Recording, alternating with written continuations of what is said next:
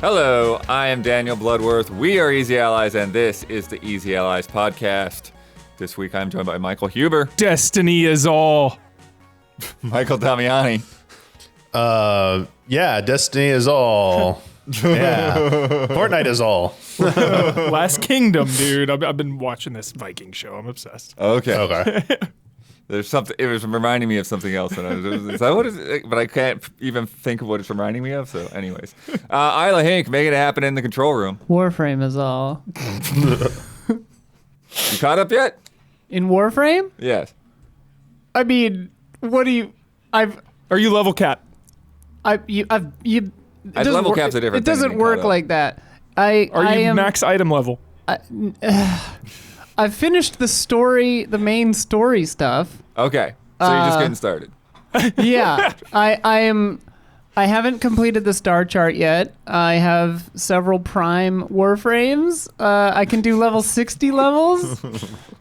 There are so many ways to answer You that getting question. into Warframe is the biggest surprise of the year. Dude, I fucking love it. I love it so much. You just need the tipping point. Everyone's been talking about how good that game is. We also got Don back there Don's back here. working on stuff. And Gabby tweeting. Haha. Tweeting. Friends, we're here to talk about what's new, what's news, and what we've been playing.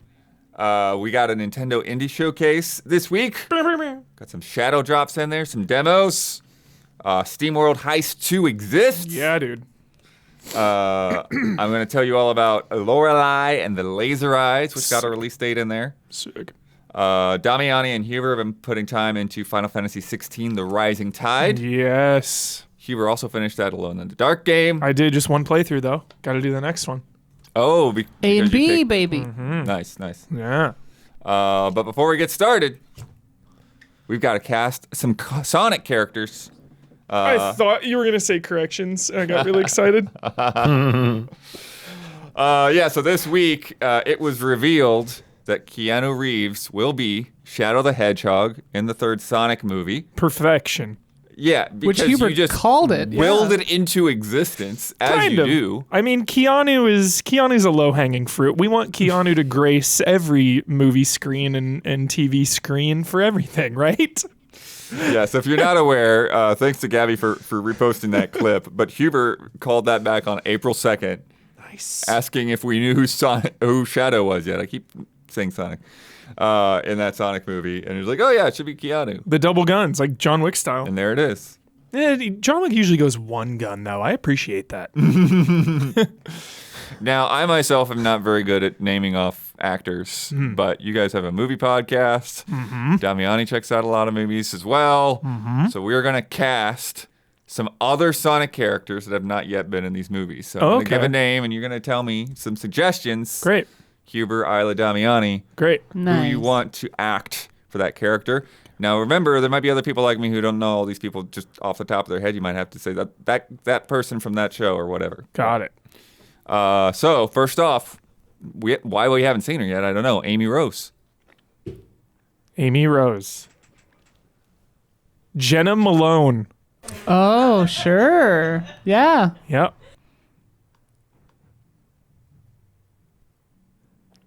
I'm really I like how you preface this. I like do a lot of movies. I'm terrible at casting. I Okay. always suck at this.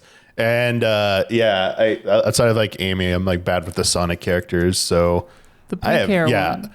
You guys suggest things, and I will say yes or no. Okay, that sounds good. Good compromise. Just need you to chip in. Yeah. Okay, so Jenna Malone. That's a good one. Tell me, just give me something. Who is that? Jenna Malone. She was in Sucker Punch. Okay, She was in Into the Wild. nice. All right, She's in Love Lies Bleeding. Donnie Darko. nice. Pride and Prejudice isn't going to do anything for them. She's in the Hunger Games, a couple She's of in those. Hunger Games, yeah. Yeah, Hunger yeah. Games. Nice. She's like Katniss's rival at first. Big the Cat. David Harbour. Oh, yeah. Yes. Yeah. Just jump to that right away. Oh, I had that one locked and loaded. Nice. Yeah. I mean, that's pretty good. I like Metal it. Sonic. Ooh. Hollywood would probably go Seth Rogen for Big the Cat. I'm trying to stay away from Mario character or Mario cast. Yeah. That's a good. Yeah. That's good. Metal Sonic. Metal Sonic.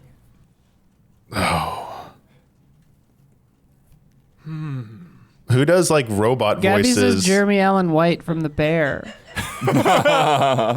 As a Metal Sonic, that's pretty good. I like it. I was thinking of Kendall from Succession, but I can't remember. Jeremy Strong.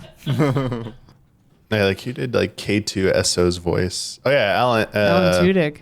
Yeah, there you go. Nice. Rouge the Bat. Oh man, Jared Leto.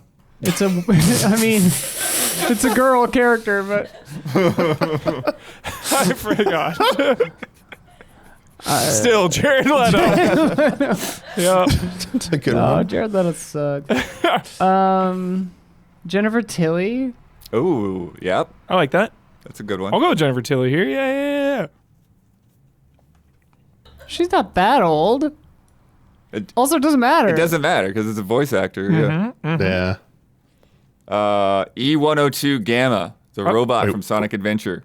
Remember the I red don't know robot who guy? that I is. totally do. I I have to totally look do. that up. Yeah. It's like big and chunky. Yeah. Oh, and it looks like Robotnik, kind of.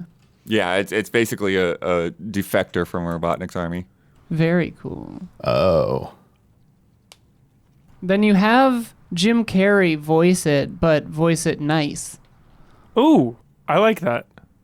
You know, because it's like programmed in his image. Yeah. But it's Nice like Jim he's like Carrey. super, super nice. I love that. and like really That's normal. cool. Yep.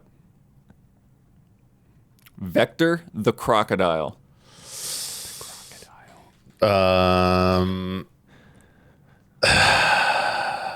He's got headphones, got a big gold chain. We get the Rock in here somewhere. Oh, sure, The Rock as the Rock this- as the but it- Croc, dude. He's a very stereotypical design, so I was trying not to lean into like typecasting. You The know? Rock as the But Croc. The Rock though. is very good. The Rock is the Croc. Chad is saying Kevin Hart, and that's not bad. Espio the chameleon. A little trickier one. This is Jared A Leto. little bit of a pull. This is No true. Jared Leto.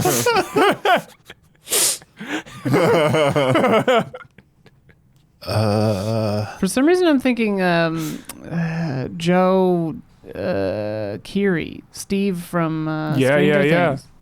From what? Stranger Things? Oh. Joe Curious as you go with it. It's so good. It's so weird. It's so weird. This- It's so yeah. weird. I was supposed to be a teenager, so It's so weird and good. All right. Last one. I just want to see him announce that on socials. Like, yo, I got cast as SPO the Chameleon. Really excited about it. Yeah, last one. The chows. Those little guys that you raise. Remember Sonic that how Adventure, you little chow pronounce gardens? it? Oh, yeah. Love chows, cha- dude. You've pluralized the word chow, Chows were which is so the word chaos. Yes. Dude, chows on your VMU was Holy the shit. best. Holy shit. Tamagotchi dude. vibes. Chow. Who would be Chow? Danny DeVito. Danny DeVito.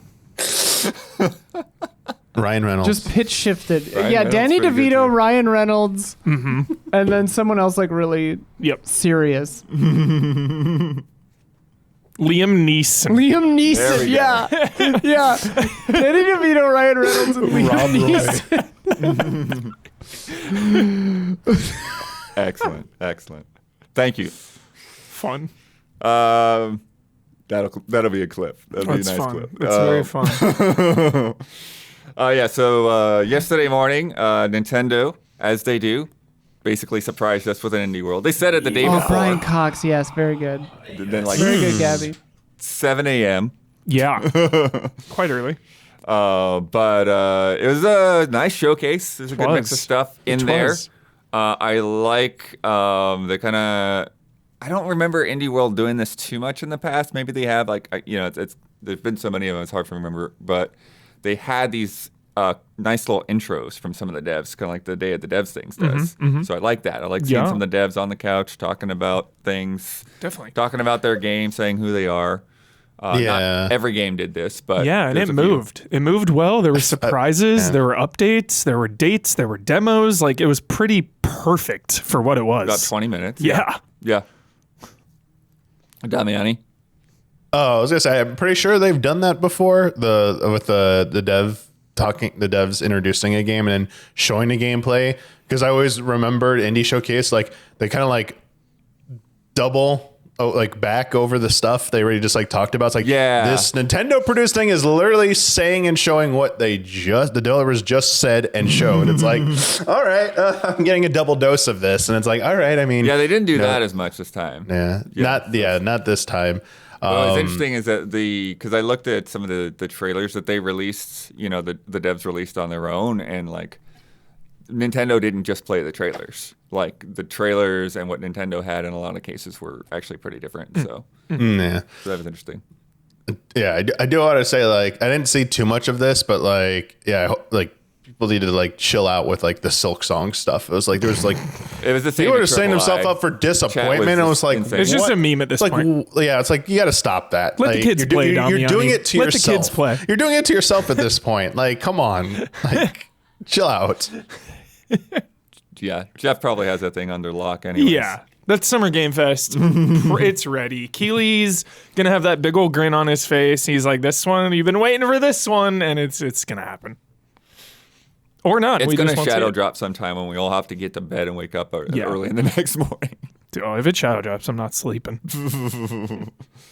Anyway, so I got a few of these that we're gonna highlight here from the showcase. First of all, big announcement. For this crew, SteamWorld Heist 2. Yeah. Yes. Woo! Oh, yeah. Been talking about hyped. that possibility of a SteamWorld game coming. It's been a minute. Were we saying like last week on the podcast? Yeah. We're like, Yeah. we need another SteamWorld. Yeah. We called it, dude. We wanted Dig, but we were also like, yo, Heist, Dig, SteamWorld, anything, I'll let's take go. It, dude. I love SteamWorld and I love Image and Form, dude. Yep.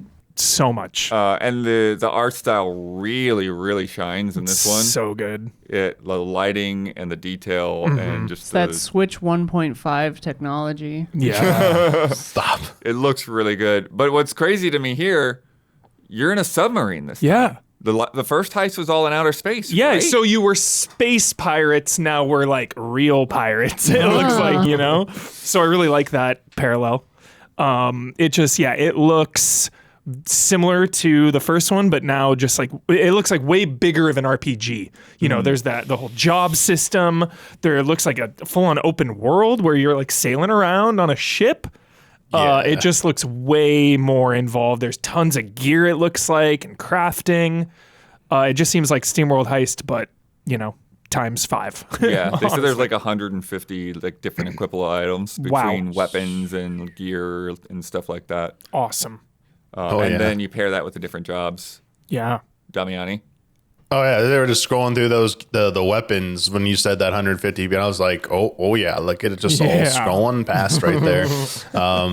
Yeah, like the sub stuff like looks sick, like because they show you go like underwater too, so the like what secrets are down there, and then like there's like combat while you're in the sub too, like firing at like enemy ships. Yeah, so it's not just combat out there. Yeah, so it's not that. just like simple, just like go like and like I like how they did the fog of war, like just the clouds like peeling back. It's just like it's a simple thing, but it's like a nice touch. I really like that.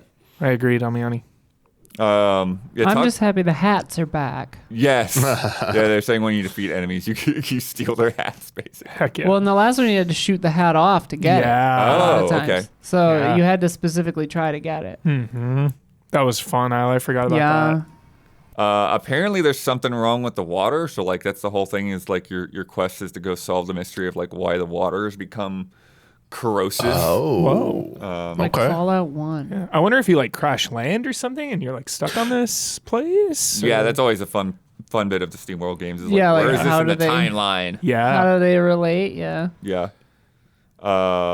What else is there? Yeah. Oh, talk about because I'd never actually got around the heist, so like I don't know all the details, but they talked about like the ricochets and the way the bullets bounce around and Yeah. So it's turn-based combat. The SteamWorld games are so fun because you have SteamWorld Dig, which is like a Metroidvania, and definitely their like main game in the SteamWorld franchise is Dig. That's like the marquee and definitely the best. Like SteamWorld Dig 2 is seriously one of the greatest games ever made. It's I'm so not being good. hyperbolic. Isla will concur. Oh yeah, Yes. SteamWorld Dig 2 is incredible. Yeah, it's like legitimately a 10 out of 10. And SteamWorld Heist to me though is their next best, and it's turn-based combat, and you're free to kind of like move around in combat, so placement is really key.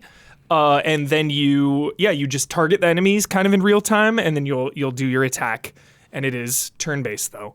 And you can ricochet bullets or hit environmental things like explosive barrels. Like I was saying, you can like target specific areas like the hats or whatever. Yeah. And yeah. So, Like a powerful upgrade to some of the weapons, is like a laser sight.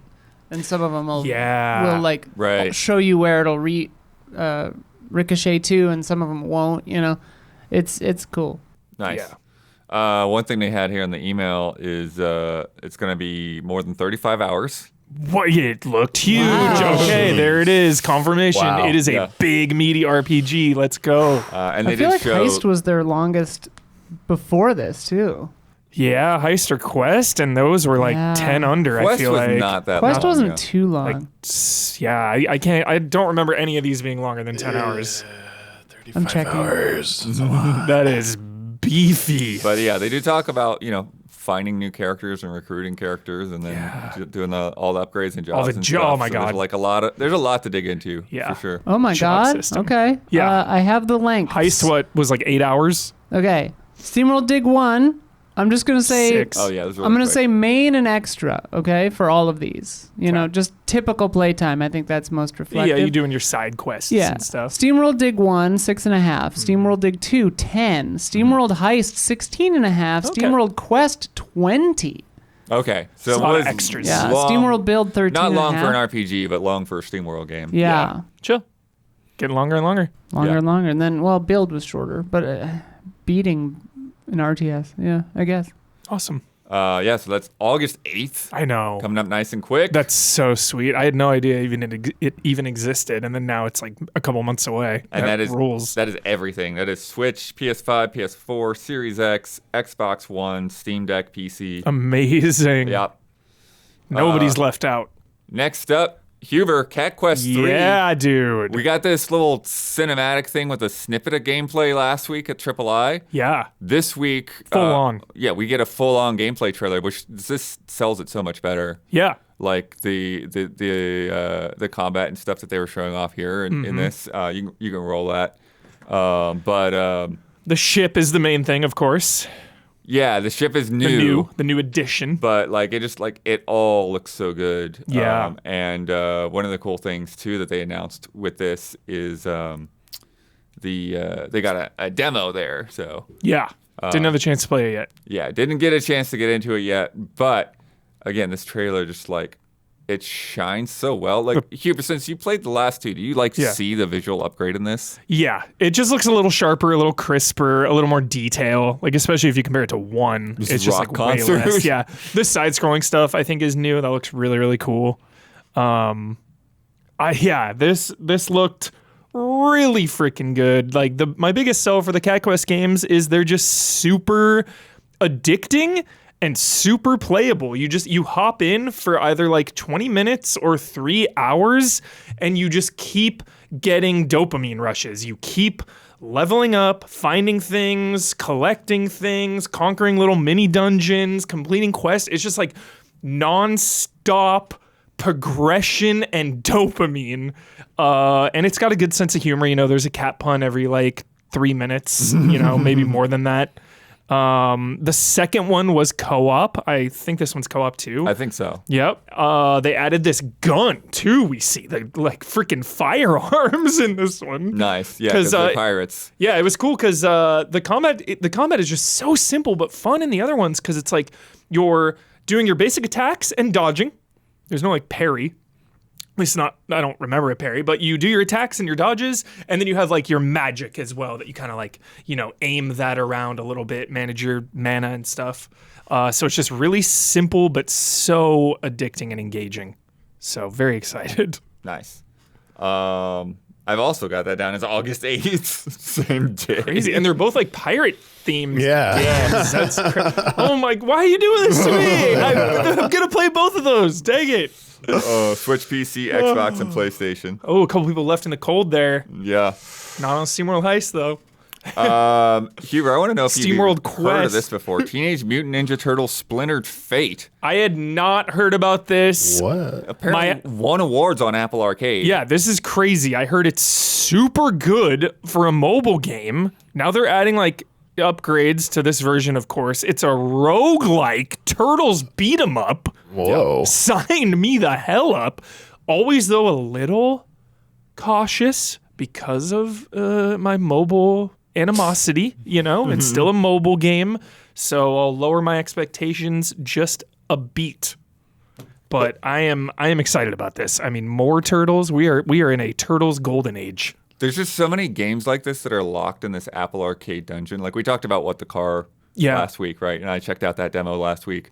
You know, and like that's like similarly like was on Apple Arcade, you know, and was had a good reputation, won awards, but there's just something about when games go on Apple Arcade, it's like they don't market them or talk about them. They just like, okay, well, the arcade players will play them and we'll get our money, so we don't have to market it too crazy. It's, I don't know. It's weird.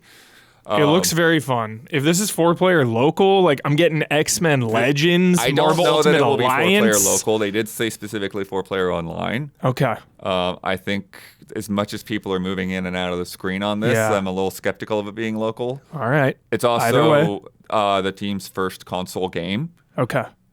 So first time they've put one of their games out on console. But that's coming out in July. Cautiously super hyped. Yeah. I do like the hub, too. They had that shot of Raph lifting weights. Amazing. Yeah. Yeah, roguelike Turtles game, so epic. Let's get Don over here for this. This is a different one, and this is I think it's a little bit weird, but we'll see too.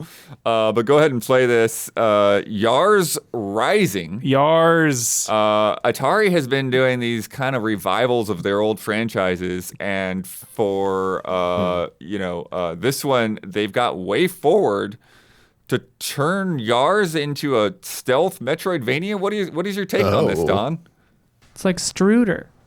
Yeah, because like the original game, if you don't remember Yars, it was basically just a shooter. Like you had your ship on the left, you had this other ship on the right. It has like shields. You have like a safe zone that you can hang out in, but you can't shoot in.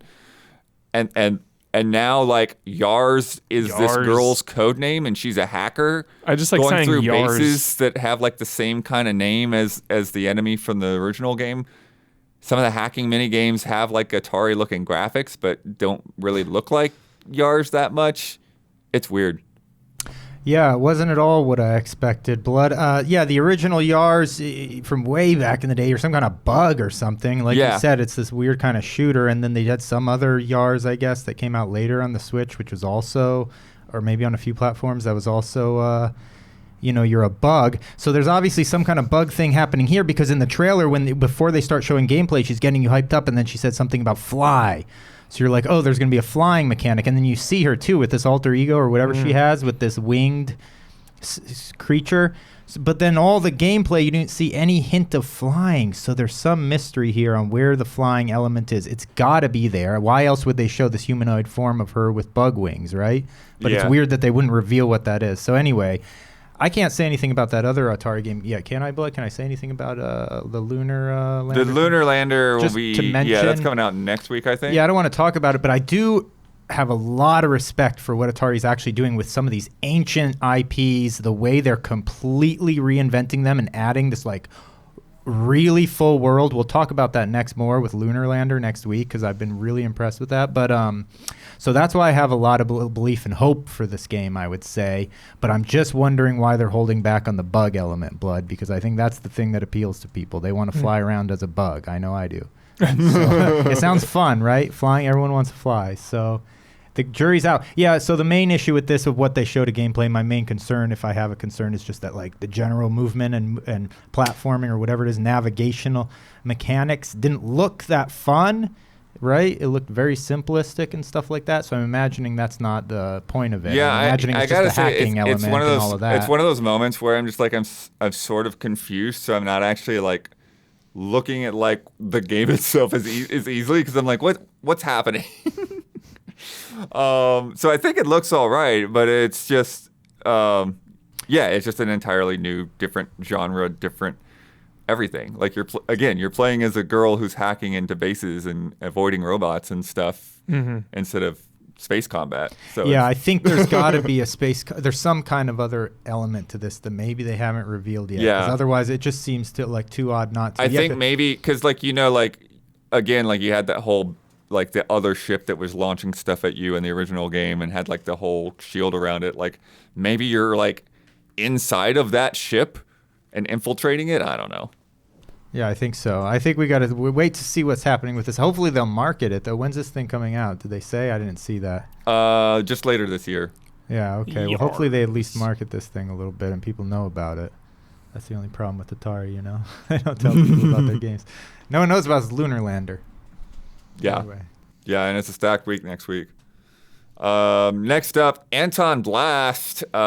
This game looks sick. I've heard people talking about this before, but it's one of those games where like I've heard the name floating on the wind, but I hadn't seen it. Looks so cool. And this looks freaking great. Pizza Like a Tower. WarioWare game. Yeah, Not WarioWare, a Wario like, Wario- platformer game, like actual Wario game. Yeah, like those Wario old Land. Wario Land. Thank you. Yeah. Jeez. Yeah, to me, it's got really good Genesis vibes too. or like Commander Keen or something. It was reminding me of the art style. Kind of reminds me of like Boogerman. Boogerman energy. Yes. Absolutely. Yeah. Yes. Just like really rough, like lots of big, thick, jagged, dark lines. And, a very spritey game. Like lots of big, like colorful numbers going off everywhere. Lots of destruction. And it just looks like a breakneck pace. It looks like you're trying to chain your way through the whole level almost. It's very chaotic. You got like a speed runner to get this footage here. Yeah. Game's done quick. That'll be fun to watch that speed run. Yeah. And one of the things they said in the description there was that like you get to the end of the level and then I guess you like plant your explosives and then you have to run back out of the level, go back towards the beginning. That's sick. Yeah. So that's interesting. That one's got a demo too. Nice. So it's one to get in there and download. November 12th, timed console exclusive. Whoa. Cool. November. I'll need to try this out. That's crazy. Yeah. All right. Next up, Europa, which we've Dude. seen in a previous showcase at some point. This game looks sick. Yeah, so this is the one that looks kind of a little Ghibli-inspired. This looks so fun. You're playing as bud. this android with a jetpack in like the ruins of this planet, and like they say you're like, they're trying to follow the story of like the last living human or something like that. Awesome. But yeah, it's really really pretty. Yeah. And just like lots of places just beg you to explore. Gave me some Journey energy there. Just like floating around and feeling the vibes, you know? Feels like an emotional type game. Yeah, Damiani. Yeah. Sorry, it's the first time I'm like seeing it. Got it. I mean, the jetpack mechanic looks pretty cool. Yeah. Oh, I see some platforming and It looks so platforms fun. moving around. Okay, yeah, that looks pretty sick. Yeah, this looks really good. Yeah, Damiani. High on Very the list. impressive. Yeah. And running on just the Switch, no less. Yeah, and just like how big these environments are, and that you're like moving around, so like up, down, verticality, and it's just running very nicely. Yeah.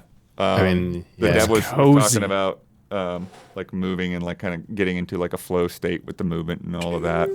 giant flying robot thing. That looks sick. Yeah. And that is out later this year, but there's a demo for this too. Sick. Ooh. Definitely worth checking that one out. Next up is Valley Peaks. This is an interesting one because it's like you're a first person frogman, and you're climbing up mountains and stuff. But you can also use your tongue to climb. Yeah, so bizarre. Oh, no. So weird. First-person platforming. Oh, good lord. And the art style is very interesting because it's kind of minimalist. Like a lot of the things are just like the outlines with like a solid color or like a very simplistic pattern in them. Just like a lot of like diagonal lines and like kind of newsprinty looking things and stuff like that. But then, yeah, there's you meet other frog peoples and you do little quests and stuff like that, and it looks pretty cute. And then they talked about mini games and stuff. So like one of the ones they showed was like boat racing, but love boat racing. there's some other stuff going on in there too. That one's coming out Switch this year as well as PC. And then Shadow Drop. We got a little puzzle game called Stitch. This looked cool. Yeah. So the art style is really, really nice. Oh, yeah, wow. You know, it looks like you're looking at real threads. The textures are very detailed. There's fibers. But the way this plays, it looks like a more advanced, like organic form of like Picross. So you've got like a number and a group of squares, and then you're supposed to like figure out which squares connect for that part of the pattern. So it's like a stitching puzzle game. Yeah. And that's neat. And then they say once you've finished one of the puzzles, then you can go back and recolor it and everything. Nice. They also they do have a hint feature. So if you're having a hard time, it can be like, okay, it's in this area. But they're also going to have daily puzzles in there, as well as weekly puzzles that are like based on different holidays and other events. I want to show this game to my mom. I think she would love it. Yeah. Yep. And I think they also said that it does work with the touchscreen too. So if you're just playing on the Switch without playing on the TV, it's perfect for that. Oh, the daily puzzles are just squares. I was like, who are they employing to make these beautiful embroidered art things every day? And I was like, oh, okay, they're just squares. Got it. Yeah, I don't know if they're all going to look like that, but yeah, I imagine they're just kind of more puzzly rather than making it's like a Sudoku. cool picture. Cool logo too. Yeah, very good. That's a great logo. And then we got some other stuff that I won't get too deep into, but just to kind of quickly go over. Little Kitty Big City coming out May 9th. We've been having an eye on that for a little while. Refine Self, the personality test game. That seems like an interesting concept. Yeah, you kind of go through and make all these decisions, and at the end, they kind of give you a personality profile. Ever since Silent Hill Shatmems, I've been in love with the idea of games profiling me and changing based on my personality. That's summer 2024. Sticky Business came out on PC last year. It's one where you're running a sticker shop. It's coming out on Switch. Oh, wait, that one Shadow dropped as well. So, yeah, that's out on Switch now. And then in their little montage, they had BZZZT, 3 Z's in there, which is a fun-looking little robot platformer. It's coming out in the summer. Shim, that game where you're like jumping through the shadows. Yeah, that one looks great. That comes out July 18th. Nice. Animal Well, which is out May 9th, which we've seen and talked about recently. Duck Detective: The Secret Salami, May Great 23rd. Name. Excellent title. And Another Crab's Treasure, which is out next week. Crazy. Was in there too. Crab Souls. And then one of the things that we didn't get in there was Lorelei and the Laser Eyes, Lorelei and the Laser which I've actually got a couple hours into. I played about 4 hours of this game so far. Nice. And the lead up into this was interesting because before I got the game, I got the notebook with a letter, which is full on mental damage. Because there's there's a lot of stuff in here. There's a typical thank you, we've been working on this game for a long time, and and et cetera, et cetera, et cetera, et cetera, boilerplate. And then and then it says, in many different respects, it can be a real challenge. In fact, we suspect very few will make it to its conclusion. Whoa. That's kind of intense, Blood. That is very intense. Jeez. Did you make it to the conclusion, Blood? Well, no, because it was I've been doing it for a preview, so like, and when they sent it to me, I didn't, no idea when I was able to talk about it or when the game was coming out. They revealed the release date at the Nintendo Indie Showcase. But they also sent me this crazy notebook, which has got like all these cool little like bits of the puzzles and mazes and things in here and places to take notes. And some of the stuff I'm still not even sure exactly what it's for. Oh, I think one of these is for the moon. There's a puzzle that's like moon phases. You have to like move the thing around and like put the phases of the moon in the right order. Blood, you're making me nervous. Yeah, look at all this craziness. Look at this, Cheever. Look at that. What? It's like some Tunic shit. Yeah. There's a lot of craziness. There's full-on maps in here too, so you can note where things are on the map. And then another thing is that like they give it to you 3 times. Playthrough 2. So what is that about? Why are they giving me 3 playthroughs in a notebook? It's a great question, Blood. And then on the last page, even a delicious soup can stain the shirt. Okay. Bizarre. So this is a bizarre game. This is a full-on puzzle game, but it's very cool. Yeah, Sayonara Wild Hearts is in my like Hall of Fame of all time. It's one of my favorite games ever made, Bloodworth. Yeah. Short little They also musical worked on based. Yearwalk back in the day. I don't know if you ever messed with that. Oh, No. Yeah. Yeah. So yeah, I played about 4 hours. You can go ahead and start rolling this footage. So I've got the full game. So like I wanted to get some time into it, but I didn't want to like play the whole thing before it was done. Yeah, I would say there's definitely some similarities to something like Myst here, because Isla. Say what now? yeah, because you're walking. Hey, around, Isla, that's you. Humor. You're walking around this world and then solving puzzles to essentially like unlock doors and get to new areas and all of that, and there's just a very like you saw in the notebook, there's a very wide variety of different kind of puzzles in there. Everything is this black and white style with like splashes of pink here and there. You'll see like pink Some leaves, Suda energy. Yes, I Killer was just 7. thinking that, dude. Yeah. the pink eyes, the laser eyes, of course. The titular laser eyes? Titular laser eyes. There's like PC screens that are pink and like blood stains and things like that. So Taking these fixed Yo, cameras. we got ourselves a video game here, Yeah. kids. Look at this shit. there's also a thing. It's very subtle, so I don't know that like you can really see it in the footage, but like the textures have this thing going on where like in the texture you can see like a photograph of like an environment. Like it's like the world is almost made out of a collage of black and white photos. I was gonna say, yeah, it looks like there's some kind of like moving photograph behind it. Yeah. Look at this. Look at this. In some photograph. places it's not that clear. Oh, In this other is a fun places puzzle. it's very clear. So that's interesting too.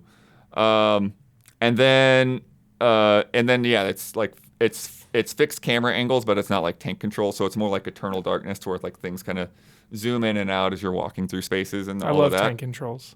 Yeah, so you start off in the woods outside of this hotel in Central Europe.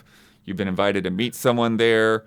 If you check the glove box before you leave the car, there's actually an instruction manual in there, like full on like old school instruction manual, like even with like hints about the game, with things that are gonna happen and stuff. Great. The date that this is taking place in is intentionally hazy and does not make sense. Like they are very much trying to throw you off. It's wild. Anachronism. Because it has this very like 60s vibe with a lot of this stuff, but there's also PCs. There's also VHS tapes. There's this thing called the bite size that's kind of like a Game Boy that you find and carry around. There are a few dates that come up repeatedly, including 1982 and 2014.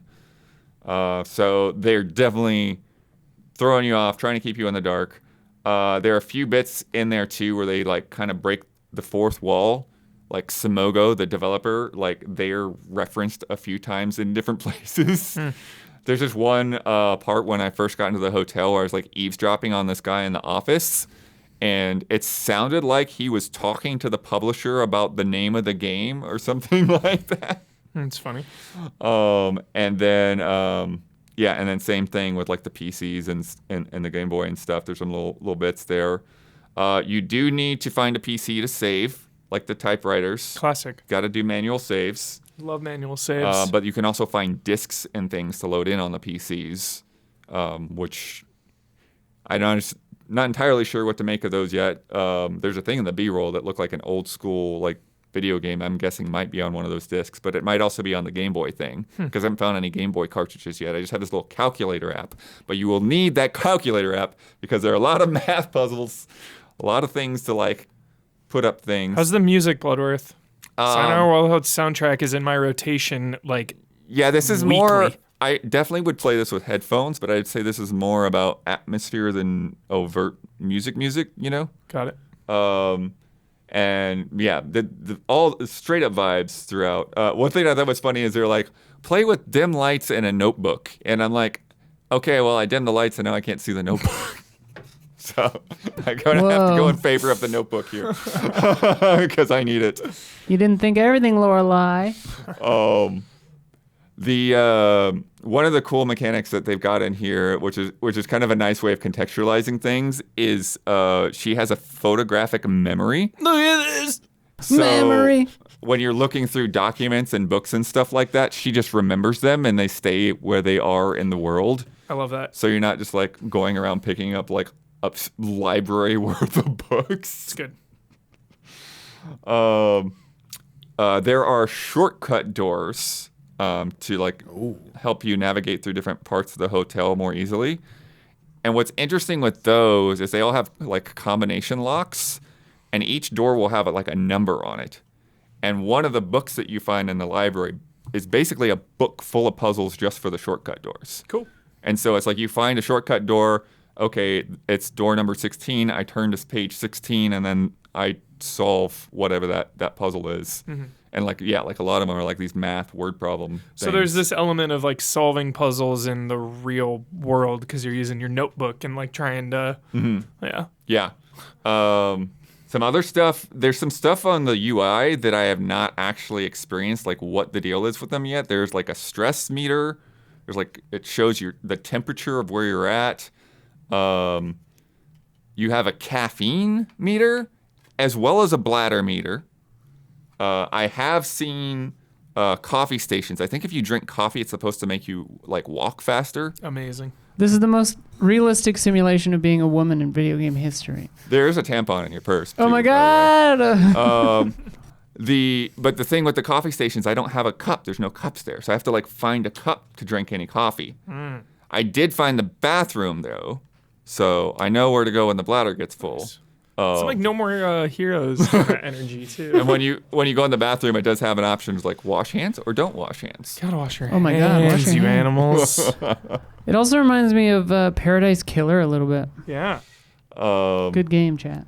You find dollars hidden out all around the place. There's like a dollar bill here, a dollar bill like tucked in a little planter's pot or whatever.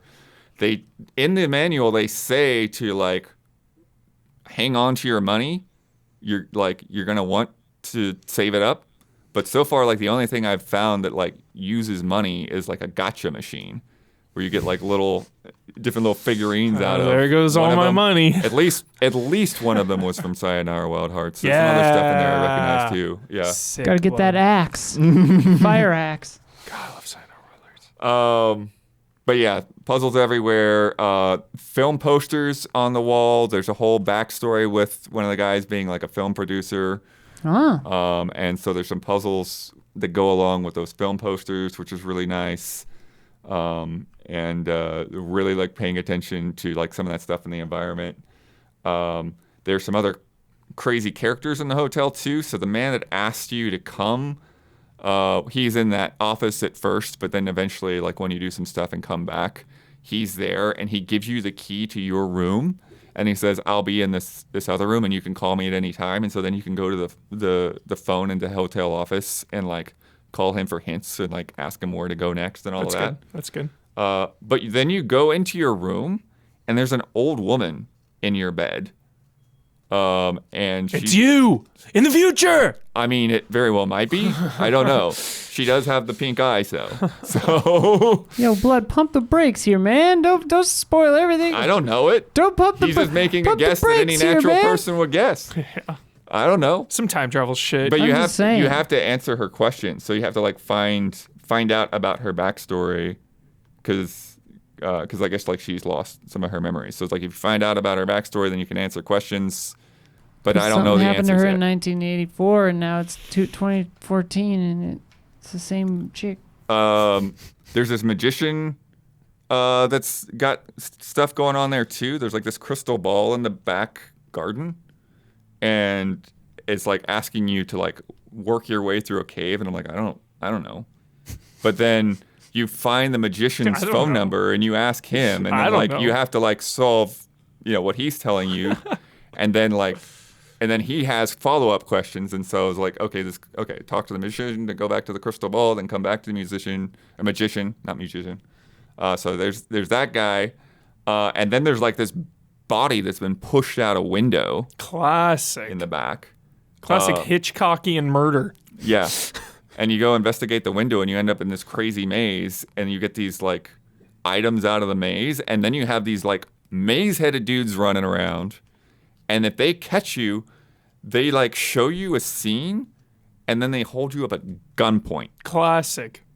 and you have to remember, like they're gonna ask you a question point blank. And What you have happens to, when you die? I mean, I imagine you go back to where you manually the saved manual on your saves. PC. So, Awesome. Yeah. High stakes. Yeah. But yeah, so like there's a lot to figure out. The one thing I like though is it's even like in that time, like I don't feel like I ever got stuck, That's really good. because there's a good lot of puzzle things that I design. don't know what to do with yet, but there's so many like puzzles and there's so much space to explore. There's like, I don't know what Come back this to is yet. I'm going to go somewhere else I and love check that. something else out. Another thing that I like is that there's puzzles to basically like unlock the maps. Like there's a map for each floor, and there's a spot where you find puzzles to like unlock those maps. Great. But yeah, so definitely looking to dive in more. Yeah. Especially now that I know when this is out. When is it out? May 16th Okay. for Switch and PC. Coming up. So I'm a little. I need to find out whether there's going to be updates to this game or if I can just finish it now or what. But yeah. A little worried about the difficulties of the puzzles, considering Well, they were considering like. that we expect very few people to Yeah. complete it, yeah. So that's kind of intimidating, but I mean, I'm all in on this for sure. Definitely gonna give it a go. Yeah. Well, and like you can dial us up for hints as well. Yeah. There was one really nice, clever one with the maps that was like, because I was looking at it and I was like, I don't understand this. Like all the rest of these like kind of fit a pattern and I get it, but like this one, like what? And it was like, and then when I got it, it's like you have that moment. And then I also had other things where it's like once I like found one clue, then it was like, oh, there's stuff all around the house that I can do with this now. So like just wandering around, it's like, okay, I can open this and open this and open this and open this, and I get inside. It's like, oh, okay, well here's another puzzle inside this room that I don't know what to do with. So. Yeah. Very cool. A puzzly puzzle game. Mm-hmm. And I have no idea what's going on with the story yet. I love that. Yeah. If it all comes together in a cool way, too, though, it's Yeah, absolutely. important. All right. Damiani, Huber, you've been playing Final Fantasy XVI, The Rising Tide DLC. Yep. Yeah, give me some thoughts. I don't have any notes on this. It's all you guys. So you also completed Echoes of the Fallen, because I'm extremely Yes. curious to Yeah, talk I to did. someone who played them in the reverse order, if that's possible. Because it clearly acts like you have done Echoes of the Fallen before you do. And like there's something crucial in the Rising Tide. And I'm like, wait, can you even do this after? Because like this explanation needs part of like Echoes of the Fallen to be known? Otherwise, are they going to omit lines from anyway? It was just like it was very intriguing to figure out, because I know your criticism, Huber, about these run concurrently to the main quest, and it is a bit of a bummer to think people who are waiting for the PC version. I mean, it's good for them, but bummer for someone like us who's like, man, playing that way, it was going to be pretty interesting. Although there's some spoiler discussion territory we're going to get into in terms of end game stuff. They didn't change anything about the end, but now people are debating some things about the end in this, but whatever. The point is, though, that this feels like a little bit like this could have maybe been part of the game, and they ran out of time because of where it takes place. Is a big portion of the northern part of the map that you just never go to in the main game. So it's very cool that we get to go there, but I could definitely see how some people feel like, man, was this supposed to be part of the original game? I don't know. I know they said it wasn't, and this is something they worked on after, but I can definitely see how some people might look at it and be like, this seems maybe like it should have been there. Quality wise, holy shit. So good. If you're talking about difficulty, okay. Yeah, get ready. Huber's talked a lot about difficulty. Easiest game of all time. On normal difficulty, Leviathan is there to kick your ass, and I'm just love seeing. I failed a DPS check, and then there's a AOE sequence that was kicking my ass because I wasn't taught to jump and dodge in this game as in icon form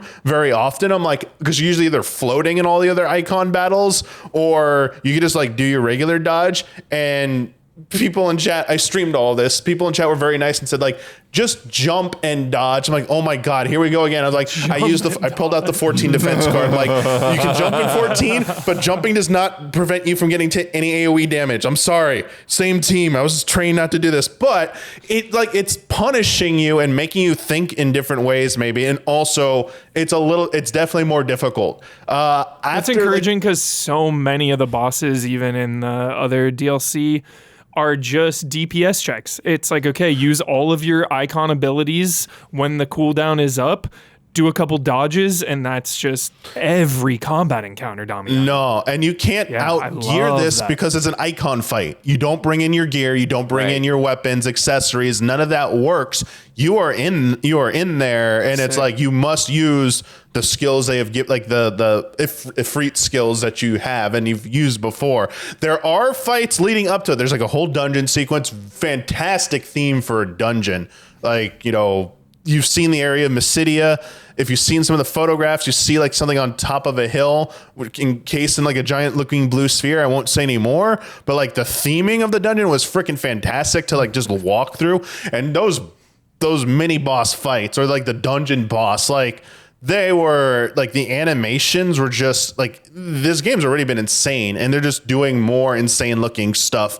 And in the mechanic complexity was felt very rewarding, and how it advanced. The boss of that dungeon, I was okay, I get it. And then the last 1/5 of its health, it starts going nuts, and I'm oh my God, there's no downtime. I'm shit, where do I attack? I was and this is normal, and I'm I'm using a lot of potions here, holy shit. And I spent time before the DLC going back into the training mode area, relearning my icon burst. So when they're fully staggered, there's a meta build that I was using that I was let me get this timing back down. Meta build? And then I was hell yeah, let's go again. Let's go.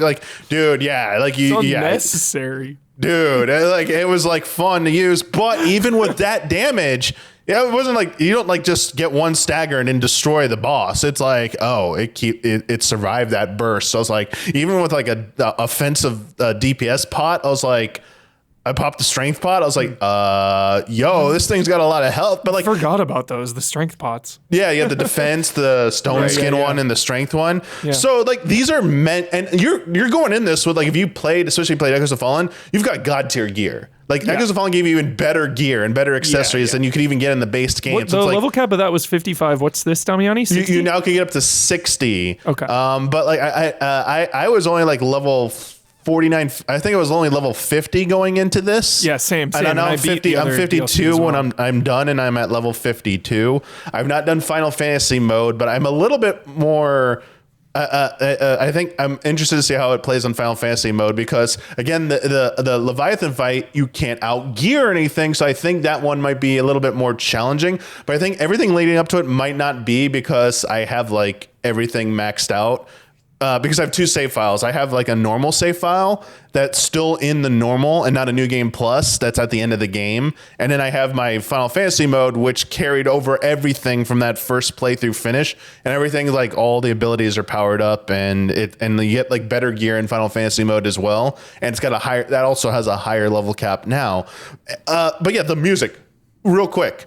Dude, being able to buy all those now, there's many songs you can buy. They added the orchestrion roll, so there was a patch update that I didn't know dropped before this. Really? Yeah. Because I was like, oh, this is all in there already. So most of the new orchestrion rolls were already available for vendors. The remainder ones you will get from the Rising Tide DLC when you unlock Mysidia and open the shop there. And that's cool. With the orchestrion rolls, do you still have to like spend like tens of thousands of dollars to get each one? Yeah. So I think I had 200,000 gil on my normal mode save file, or 220,000 gil.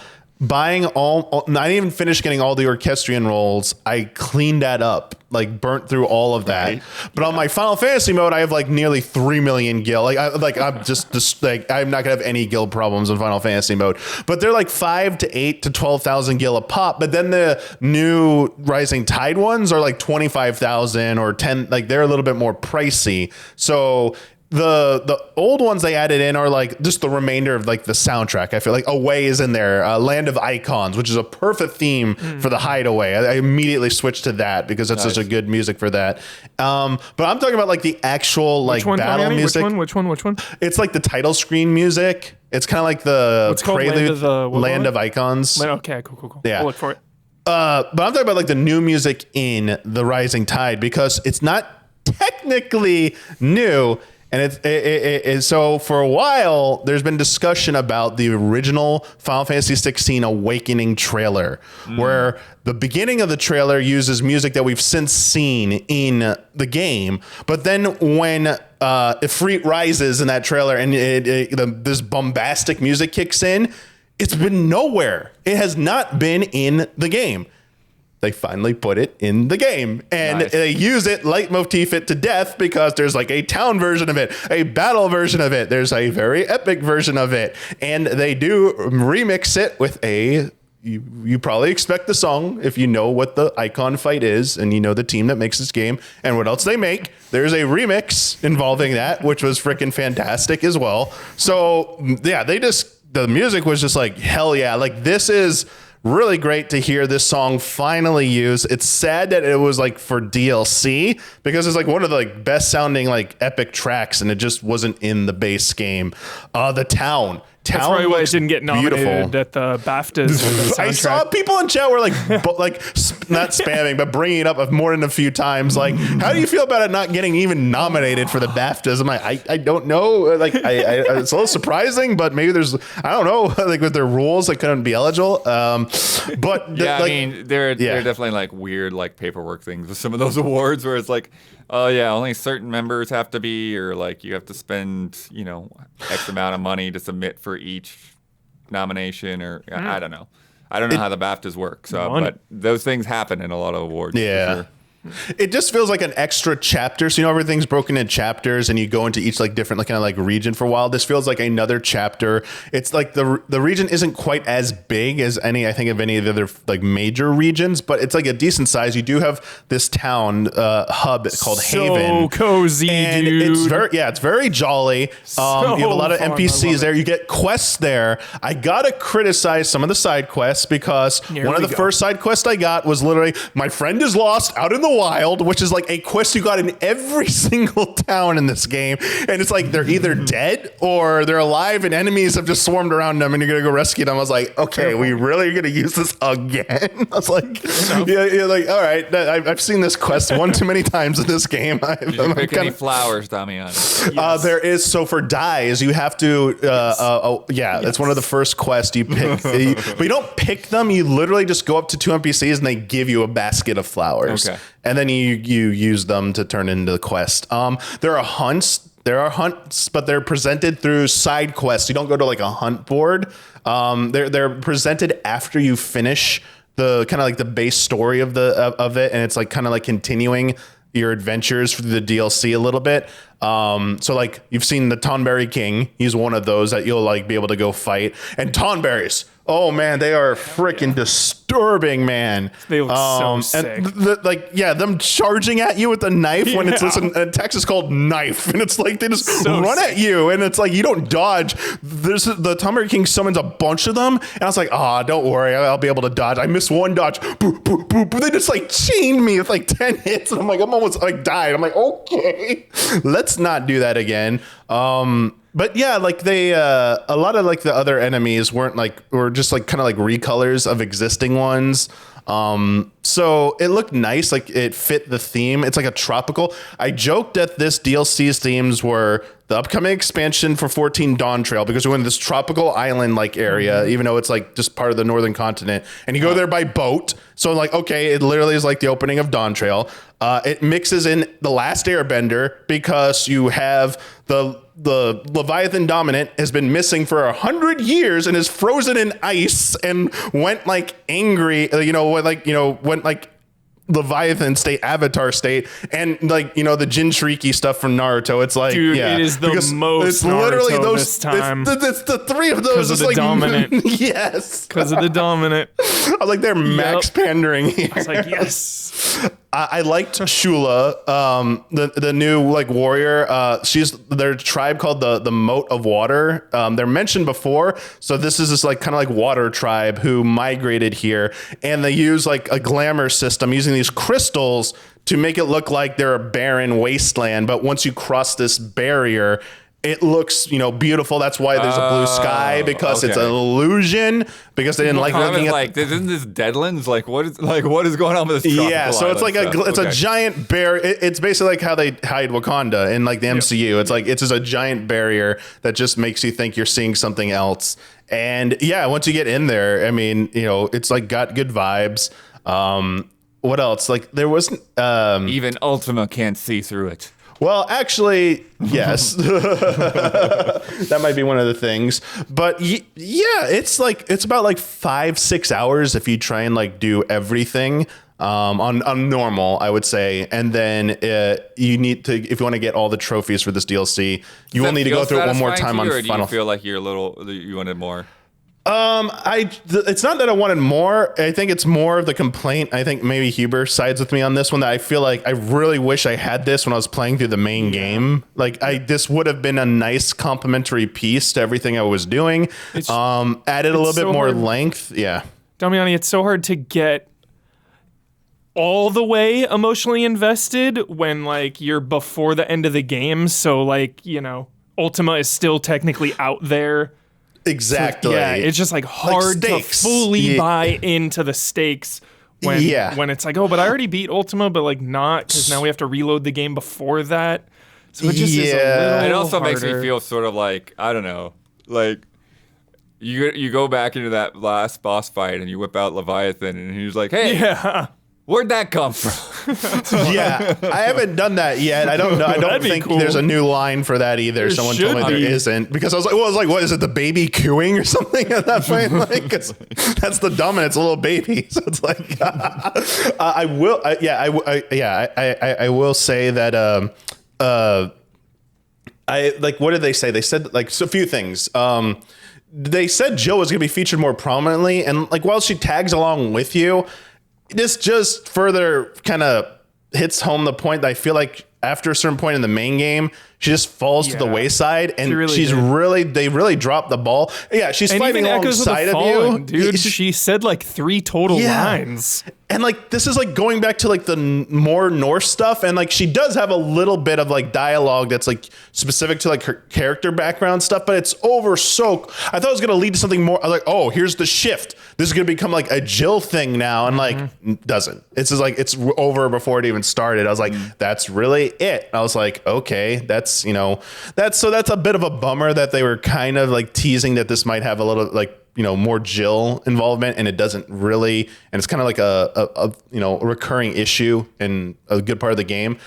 We didn't talk about the Leviathan powers though, the icon abilities. It's a ranged theme, and they start you off. So you know how like the circle button on every icon is like just a default thing. Like the first one of the free, it's like gap closer, like teleports you.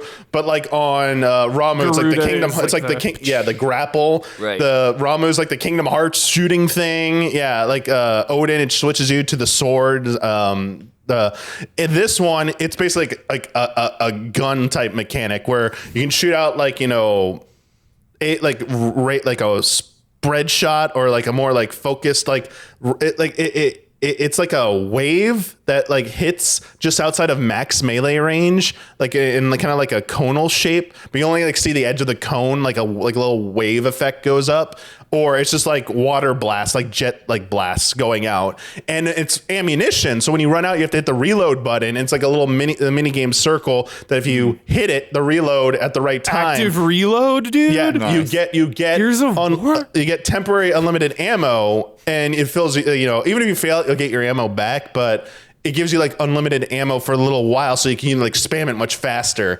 Then there is a wave ability that like collapses enemies and like if they're outside your like range, Collapse the wave function? It'll collapse them in front of you. Collapse that wave function. Basically, I mean, right theme, right? It like kind of like I didn't really use that too much. I actually wasn't a big fan of it because it was so ranged focused, and I liked getting in with like melee combos in this game. So it does have. I mean, like Bahamut was always the hardest one for me to really adjust to. Playstyle. There's a few other abilities it has too, like this one where it puts like these water orbs, and if you time an input right, it like shoots out constant like water gun stuff at your enemies. I mean, it's a cool for people looking for more ranged option. I guess it's nice that you have another icon power that kind of focuses on that. I tried it out it forces you to use it. In a battle. It's kind of funny. It says, this is the only icon power that is available right now. I'm like, oh, okay. Because I'm like, how am I going to switch to the menu? Is this a new mechanic? And like, no, you're just going to use this. And if you like it, I mean, I don't necessarily think anything was in this DLC was designed around that in mind, where you really need to encourage you to keep using it. I got by just fine using, as I said, the build that I was already using, which used like a bunch of different icon powers mixed together, which is kind of like the name of the game. You also, later on, outside of the DLC, once you've completed everything, you can get another icon power that was teased in the trailer. There's another set of abilities, and those are pretty cool. But if you have it being like the final boss, maybe they will help you in that, because I think you cannot use these except in the final boss battle, because you have to beat this DLC to get them. Although I don't know if you carry over into a New Game Plus, if you can have them right like earlier. I don't know. I haven't tested it out, but yeah, they're pretty cool. I like that set a little bit more. Looked a little bit more fun.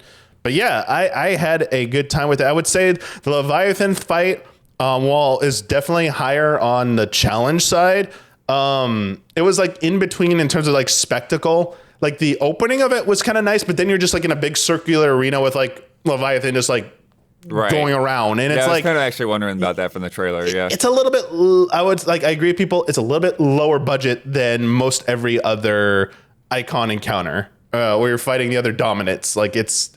This one's a little bit more reserved after like the opening sequence, and I could see people not liking the opening sequence because if you don't like some of the Phoenix stuff, like you might not like the opening Leviathan part because it's kind of the same type of mechanics.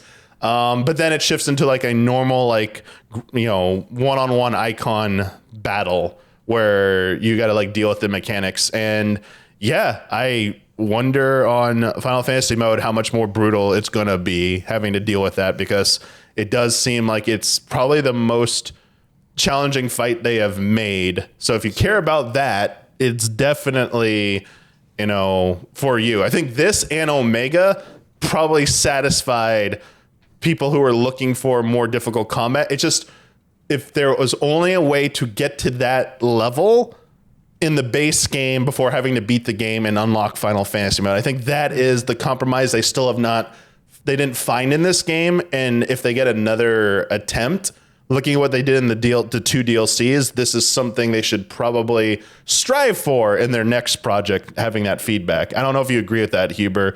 I know you didn't finish Rising Time, but I know you played Echoes of the Fallen. Yeah. And I don't know if you enjoyed Omega. Omega was cool. I almost died. Yeah. I mean, So even it's just like, the threat of close. it, it's like, yeah, it's like This is a different, right? hurtful narrative to those of us who were bad at this game. Yo, we all have games we're good at and games we're bad at. Like, Yeah, call It me is up. what it is. Call me up when you're stuck in 10 minutes in and Lorelei and the laser exactly. or like I've been saying, Rise of the Ronin. Like, Yeah. super hard. Oh, I'm a proponent, Isla, of that. I thought I was okay. I knew it was like maybe on a slightly, like it was maybe a little too easy for my liking, but like it wasn't like, oh my god, is this so like painfully easy? Like I felt challenged even in the base game a few times. Like I thought it was relatively appropriate. Like I was like maybe like a slightly harder difficulty than that at the beginning would have been like perfect for me. But like Final Fantasy mode out of the gate probably would have been a nightmare for me. I would have been like, oh hell no, like nope, this game's too hard. Where are all those Ring of Timely Assistance shit? Like I'm done with this. Like I just want to my get through main this. thing with the base difficulty is just just that issue of being over leveled.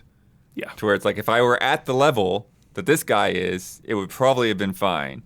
But by the time I got to like the last fifth of the game, then it was like I'm like 10 levels above everybody. Yeah. So there's like, oh, here's enemies. Yeah. Boom, you're dead. Yeah. But I still felt like some of the hunts and stuff were pretty challenging for me. Dynamic difficulty in Remake clearly is like trying to address this criticism. yes. But I still think they need to iron it out. And You mean Rebirth? Yeah. Rebirth, yeah. Sorry. So. Huber, funny moment. Oh, everyone here, funny moment. First time I got to the village, I tried to like jump over the bridge into the water, and I'm like, God damn it, this isn't Rebirth. I can't just I was like, okay, they gotta do, like, please, like, I hope for the PC version that's their big like new thing is like you can jump in water and swim. I'm like, please, it's like, come on, it's like such torture now after playing Rebirth. I was like, just let me jump anywhere. And which is the opposite problem. Like people want like a jump ability in Rebirth when you're on the ground. So it's like, oh man, just get these two teams together to talk, please, and like just hash it out and make like the perfect compromise for like their next game. Damiani, please no spoilers, but yes or no, is the extra thing you get from beating both DLCs cool or not? Like the extra thing. They said if you beat both DLCs, you get some like epilogue shit.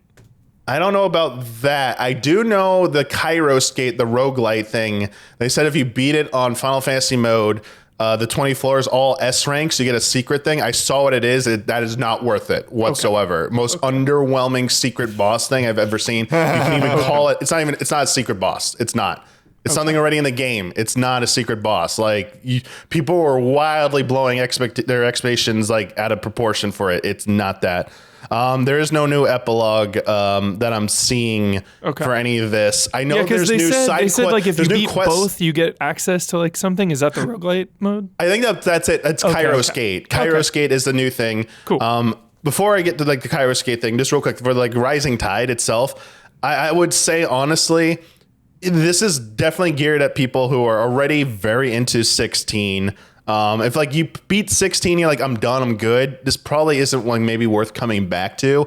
It's definitely got like, some 14 pander in both of them for 14 fans who are also like playing 16. So it's definitely like, I don't think this DLC is necessarily like doing a great job of like expanding the appeal. But it is including things I think were kind of criticized as being lacking, mainly difficulty and complexity of some of the like remedial fights, like mini boss fights, like just like upping the chaos level and speed a little bit. They said like they upped damage outside of battles for like so regular enemies and feel like sponges. I guess it felt like they died a little bit faster. I mean, they were taking forever to kill in the base game, and it was kind of like, okay, seriously. Can they die a little bit faster? So I don't know if this is like something like if you've already checked out on 16, I don't know if this is something that's worth coming back to, honestly. But like, if you've like loved 16 and you just want a little bit more, I mean, I thought it was like good. Like for me, it was satisfactory, like more than satisfactory. I was like, this is what I was like expecting. This was pretty good. And I wasn't looking for anything new narratively. Like I wasn't looking for some new ending or anything. I was like, I'm not really into this. I just want like to see these more insane fights, and I want to see them throw a little bit more at me. I really like Echoes of the Fallen, but it definitely felt like an anime filler arc. Yeah. Oh, yeah. Whereas Story-wise, Rising Tide 100% feels like a canon storyline. Yes, for sure. It The one does. thing that I like Yeah. the most about Echoes of the Fallen is just like when you get up on the top and you get that view, and it's like, oh, this is sick. It was cool, always for love sure. Okay, there is The way a good. the scale of everything, like next to the trees and stuff, you're like, wait, that's a full-size tree. That's Please take a knee when you approach the cliff area, approaching that wave you've seen already in the base game. When you get close to it, just take a knee and go to the edges and just peek around, like do like a little panoramic scan. Nice. Like it is worth it to see like that scale of that thing in there.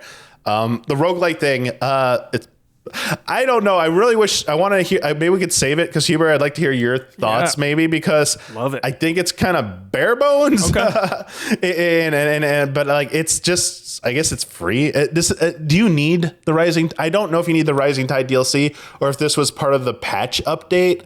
If it's paid, it's probably not worth. Like it's not like a huge addition. I don't know. I did like 10 levels of it and on normal, and I'm like. It's like okay. It's like nothing special. Yeah. It's a very good time for Final Fantasy, Damiani. I'd say that just with, remake and 16 and DLC and 14 Dawn Trail. Like, it's out of control right now, man. It's Resident Evil style. Do you believe them that they said there's not going to be any Rebirth DLC? Do you believe the developers, or do you like think like, no, we're getting Rebirth DLC in between? It makes sense to me. It is funny to me though for this to come out like this close to Rebirth. I mean, awesome. It feels quick. Feels awesome. Very quick. But yeah, that's just because I haven't had time to play through Rebirth yet. So it's like, I uninstalled 16 and I haven't got to really play Rebirth yet. So I guess I'm reinstalling 16 and then playing I don't know what I'm going to do. Yeah. I think the interviews from the Ultimania for Rebirth that just dropped, I think kind of reaffirm they can't work on DLC because they're like struggling to figure out how to handle airships in Rebirth right now. They're like, we are trying to make satisfying airship gameplay, and it's like a struggle. And they said like they expect it to come out in 2027. So like we think 3 years is absolutely doable. Like they're fully committed to that. So I don't think there's like that's 2027. Yeah, that's the 30th anniversary. That's 3 years. Rebirth took 4 years. Yeah. So yeah, I mean, it could be that's like the first time I've heard that out loud. So I'm gonna help you out real quick, Huber, real quick. Next year, so we got all the stuff goodness this year already. I still got the Pixel remasters to go through. Next year we'll get Kingdom Hearts 4 next year, baby, 2025. Yeah, dude, Keely's gonna drop that trailer. 2026 we'll get Dragon Quest 12. There you go. There it is. And then you'll get Rebirth the remake part 3, and there you go. You'll be eating good. Don't forget we got that Mana game this summer. That's and all these other all their GTA other projects next year, so just let everything cook. Yeah, it's all good. You're good, Huber. Nice. Very awesome. Final Fantasy, killing it. All right, we've got more to come. But if you've been enjoying the show so far, please take a sec to like and subscribe and ring that bell on YouTube. It helps us and it helps you stay connected. And now, a word from our sponsors. Hey, do you have an identity? Well, then you're in luck, because today's sponsor is going to help you protect your identity. Use Incogni to protect your personal data. Data breaches are a huge problem, and every year they're getting worse worldwide. According to the 2022 Annual Data Breach Report by the Identity Theft Resource Center, the number of victims has gone up nearly 41.5% from 2021. Data brokers aggregate your personal information like your names and aliases, social security number, login credentials, home address, IP address, location history, gender, your kids' info, your online activity, employment history, financial information, shopping habits, and much more. As if that wasn't enough. All of this is available for purchase by businesses and ne'er-do-wells for pennies on the dollar. And the US has another big old problem: people search sites. your information is just sitting on these sites for anyone to see.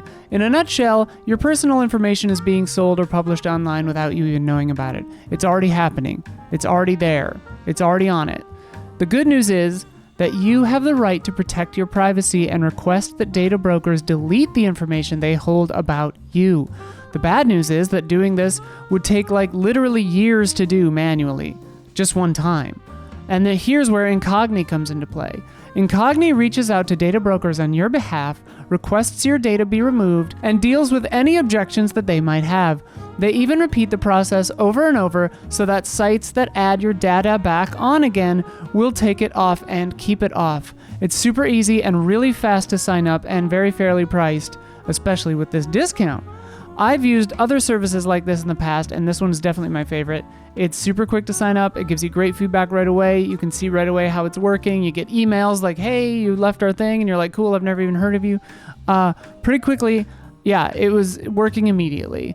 So I'm pleased with it, and I'm very serious about internet security, and now you also can be with Incogni. Don't get scammed or stalked or have a loan taken out in your name. Use Incogni to help keep your info off that wretched internet. Use code ALLIES at incogni.com/allies to get an exclusive 60% off an annual Incogni plan. 60%. Incogni.com/allies. That is INCOGNI.com/allies. Check it out. And if you are a patron of Easy Allies, thank you. Sounded like you said if you were a patient Yeah. of Easy Allies. In a sense, yeah. Huber, a couple of weeks ago, we started this Alone in the Dark game on stream. And we're getting into it, and we're like, this doesn't sound as bad as it sounded. Like, it sounded like people were trashing on this game. Yeah. And we started playing it, and it's like, Well, it might not be the best horror game in the world, but it seems fine. The mainstream survival horror players out there that only play the best survival horror will lead you to believe that anything other than Resident Evil is fucking trash. I'm serious. So many survival horror games get swimming in sevens should be applied to just survival horror. Because there's so many that just everything, it feels always gets sevens, and Alone in the Dark was getting a range from 4 to 8. There's some really low ones. Really low ones, and fucking in 5. we are right at the top. We are swimming. Hell yeah. We are swimming, baby. In the nice warm water, the sun is shining, and we are just swimming into Alone in the Dark. This game is awesome. I loved it. I went through David Harbour's storyline first, because we started Jodie Comer's here. Yeah. But then definitely start with hers. Definitely play hers first, because in my head, I was like, okay, I'm going to be him because he doesn't know what's going on, and I think that would be fun for the first playthrough, and then you'll fill everything in the blanks in hers. But it's just a little weird going through his first, because it's a combination of him not knowing what the hell is going on, but then also immediately buying into just everything and being like, oh, this is fine. I'm going through, portals to other places, whatever. So it was just a little jarring going through his first. I'm really excited to go through hers because she is more invested in the plot of what's going on. The basic premise is that her uncle, Jeremy Hartwood, is, by her understanding, is possessed. So she hires the private investigator, Carnby, David Harbour, to go to this Darceto asylum, not quite an asylum, but a retreat type house. Got it. She's going there to figure it all out. And then weird things, of course, keep happening. The environments, the atmosphere, the horror on display is what made me love this game so much. Just so much of why I love video games is the atmosphere and the spaces that you are in. I just love being inside of a video game. It's my passion in life is to just be in a place in a video game. Like I was thinking of Rising Tide, Damiani, get into that first town. And I was just like, oh, this town is the best. But Darceto Manor is so cozy and so awesome. And there's not a ton of jump scares. I wouldn't really say this game is like super scary, but it's eerie. There is a very eerie tone that I really appreciated throughout. And it really goes through a lot of different types of horror, which I really appreciated. I mean, we're getting gothic horror, we're getting cosmic horror, we're getting Egyptian horror, we're getting like monster body horror. Like there's just so many types of horror. Like just, you know, even from the ones that they put in the haunted house that you went to, there's like there's the weird dark priest guy and then there's the monster running around. Yeah. So just really, really nice horror aesthetics and vibes through the through the entire game. It made me realize something about my taste in combat in video games as well, where I've realized that I'm either obsessed with combat Sekiro style, it is the best thing of all time, or the combat is fine. Like, rarely do I hate combat. Rarely do I think combat is bad or terrible. Like, this is about as low as you can go. And I was just like, it's fine. It's whatever. And I think because there's a big emphasis on melee in this game, you get a ton of different melee weapons. And it's just like really intense, like bashing them. It's like really janky, but in an earnest, like old school survival horror, like Silent Hill lead pipe kind of way, Isla. Like that's the energy Love I that. get. Yeah. So yeah, combat is just fine. Definitely holding it back. I could see a lot of the reviews marking the game down because of that. So combat, definitely a weak point. The puzzles, some of them were really fun and clever, and then there were other ones that were straight up annoying.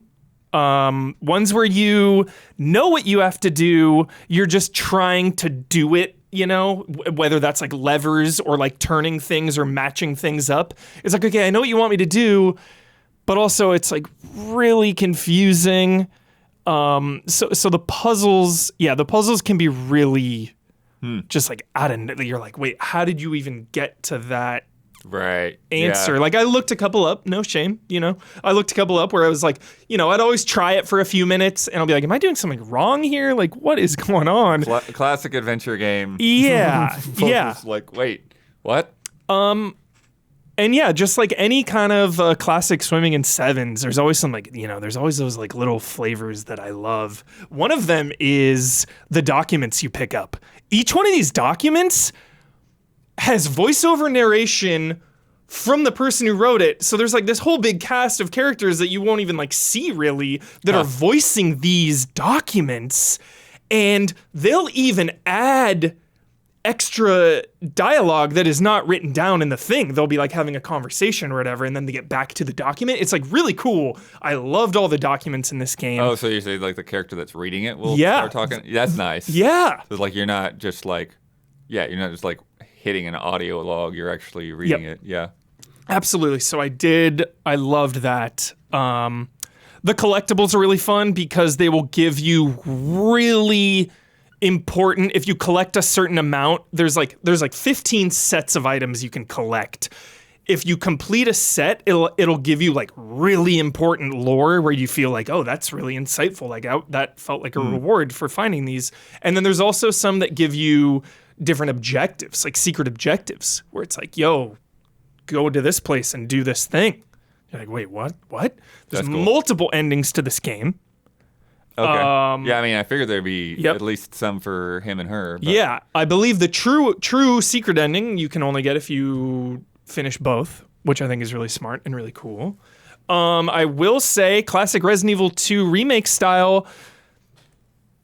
Please, someone out there, I know it costs probably way more money and way more time, but like if you're gonna have multiple playable characters, let's have them be dramatically different. Mm-hmm. Like I want to be in completely different spaces. you know? Right. I want him to go left in the front door and her to go right down the alley, and like they never even see some of these places in the other campaign, you know, but you are going through basically the same campaign with each. Obviously the dialogue is going to be different a little bit because of who you are, but you're still going through the general areas and the general beats for both campaigns, which is a little, you know, kind of a bummer, but I get it.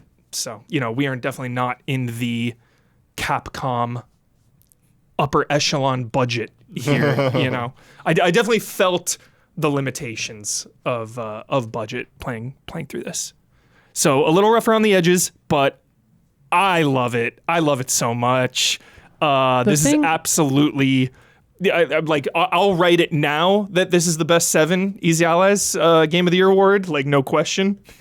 So the thing I miss on multiple perspective playthroughs is like separate ways type stuff where like they overlap with like timing and like, oh, she rang the bell, like that kind of stuff. Like that's what I want off an AB. I agree. Where it's for parts of it, you run into each other in one spot, you know. Yeah. Like RE2 had that a little in the OG, but yeah. Well, the one thing I like that kind of alludes to that a little bit is, remember when they announced the RE3 remake and then they added that like audio thing where you could hear Nemesis out in the streets or whatever? Oh, to the demo of, So yeah, that kind of I like what I was talking about. That kind of thing is cool. More overlap. When it's like you hear what the other person's doing or you see evidence of what they're doing, but you don't actually know that until you're on the other side of it. And it's like, oh, wait a minute, I remember, you know. Yeah. I love that kind of stuff. Yeah. I feel like if you love survival horror, this is I would absolutely recommend it. Maybe when it goes on sale, for sure. Like, I hate to be that person, but like maybe at this point, like wait. There's an insane number of video games coming there's out right now. But yeah, it's just, I don't know. Like I get confused because then we have Dead Space Remake, which was critically acclaimed, but like didn't sell well enough to get another one. So just what horror catches on to the mainstream always surprises me, and I just don't understand it. And because part of me is like, well, anything less than a 9, like not a lot of people are gonna mess around with. They're just gonna wait for the best one. But then like Dead Space is mainstream horror that's blowing up is just stuff that's like some dude made and like a weekend and threw it on Steam, you know, and it's like everyone loves that, you know, and so I'm sure Lethal Company took more than a weekend. I'm not even necessarily talking about Lethal Company, but but yeah, so it's a weird thing because I think this happened with both Callisto and Dead Space. Maybe because where it's like the expectations are just not in line. It's like, a horror game is not going to sell these crazy numbers that you want. Yeah. Stop being dumb. I think maybe because this is an established IP, Alone in the Dark is a somewhat legendary franchise. There's been a ton of these games. It is it looks like a Last of Us or an Evil Within or a Resident Evil remake, just the visual like style, you know, over the shoulder, moving around. So maybe just because it's like compared to those types of games, people are a little harder. But yeah, I really enjoyed my time with it. I enjoyed it so much that I've got other stuff to play, and it's like, dude, I'm going back and I'm gonna beat this game again with the other character. Like I'm in. I like it. Definitely rough around the edges though. Remember that. We're swimming. But I love it. Also this week, Take-Two announced that they're laying off 5% of their staff, which GamesIndustry.biz calculates is probably about 580 jobs. This is probably one of the more egregious ones because this is part of a, quote, cost reduction plan. Here we go. Economic headwinds. Seeking to eliminate $50 million in annual spending. But Take-Two CEO Strauss Zelnick said a couple months ago that, quote, we don't expect any kind of broad-based reduction in force. Yeah. So now he's changed his mind.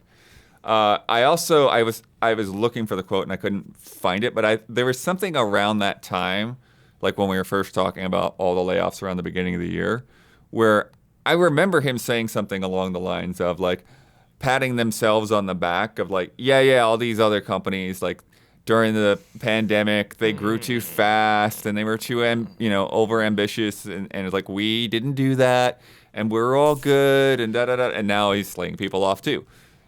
Do we think they're crunching for GTA 6, therefore paying overtime, therefore the cost is going up? It's all about the line going up because apparently for like the last 7 quarters since they bought Zynga, they have been like down, deficit or whatever.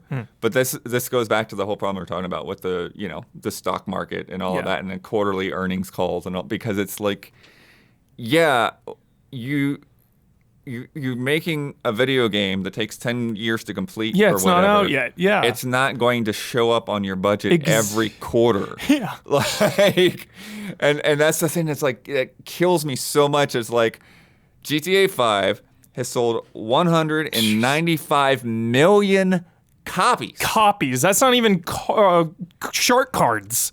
That's just copies.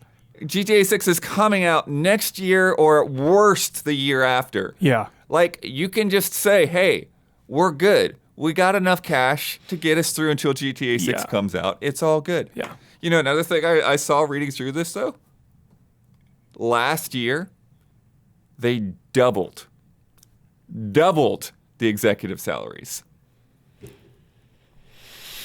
What? Doubled. Holy shit. What do they make, I wonder? Yeah, I don't know. I saw somebody that actually had worked on trailers for them, and he was like, he remembers being, when he was working there, he was saying that there was one time they were in a meeting, and like, that Strauss had gotten like a raise, like a monthly raise that was equal to like his yearly salary or something. Holy shit. I Googled it. It's paying its top 2 executives $72 million in 2023. What? Yeah. Not total together, I think. So it's like 40 something and they're looking to apiece. eliminate 50 million. Or 30 something they million. got some cash to spare, I think. That's insane. Yeah. Yeah, what the fuck, dude? Also, 2 months ago when he said this thing about not, we're probably not going to lay anyone off. This is another quote he said. Quote, and remember, our cost profile isn't just about headcount. Our biggest line item expense is marketing, actually. So optimizing marketing would be a terrific way to make sure the company gets more efficient. Yeah. Yeah, I mean... They just spent $460 million on Gearbox, too, by the way. Yeah, the CEOs get like 30 plus million. Yeah, to pay them 30 something million and then to fire 500 people to save 50 million is disgusting. Especially considering when GTA 6 comes out, it's going to make billions for that company. So it's not okay. Not sure what more I can say or what can be done here because they're the ones in charge. But it's fucked up and you just see it all the time. Every day. Especially when you think about like $30 million is a lot of money. Yeah. Like, and to get that every single year, dude? Yeah, that's insane. Yeah. Like, good Lord. Yeah. And like, I don't want to say destroying, but like severely hurting over 500 people's lives. Yeah. When it could be easily avoided, at least from the outside looking in, seeing all the numbers, it could be easily avoided. So yeah, it's the part of this too, though, is they did say they're canceling some projects, and I'm very curious what those projects might have been. Mm-hmm. What do they have working on in the wings that they decided not to follow through on? I know we got those GTA 5 leaks with the DLC or whatever that we never got. That was a while ago. Oh, sure. Long time ago. Yeah, but that means it's something that they're doing right now. Yeah. But like, I'm curious because like, Lego 2K Drive came out of nowhere last year. It's like, hey, they invited me out to see a game that they had never talked about before. Mm-hmm. And then it was out a couple months later. Oh, was it the Red Dead remake? There were so many rumors about that. Oh, maybe. It's Red Dead 1 remake and obviously like a Red Dead 2 remaster. I know they shelved that. But I know with Lego 2K Drive, they were talking about it being like a first of several that they were going to do with Lego. And so I'm wondering if like maybe there was something there. Got it. Where like either it didn't sell well enough or there weren't enough people buying the DLC or who knows what. Because like that was a game too that like they had hired up for, right? They hired specific open world racing game people to work on that game. So like when they're done, you can swap what are they those doing next? GTA. I mean, you just swap that's open world racing. True. You just True. But crazy. I can't imagine them working on anything other than GTA 6. Like why I mean, they've got a ton of different studios. They've got Private Division, they've got the sports teams, and they've got Still, this is the most like ambitious, biggest game ever made. That is not an overstatement. I mean, I think that's facts. So, I mean, I would imagine it's all hands on deck. Why would you ever like you have that many people? Company this big, it's not all hands on deck, but yeah. You're not getting the top spin guys. It's like, hey, we need you to stop working on next year's tennis game. I mean, we got tennis mini games in GTA. Yeah, there's probably tennis in this game. Yeah, but just the structure. Like 2K is not Rockstar. It's not Private Division. It's Yeah, good call. Yeah. Anyways, similarly, in a very bizarre story, another studio, Possibility Space, was just shut down. The second studio that was shut down by Jeff Strain in the past couple of months. The other one's Crop Circle Games, where we talked about Josh Scherer was working.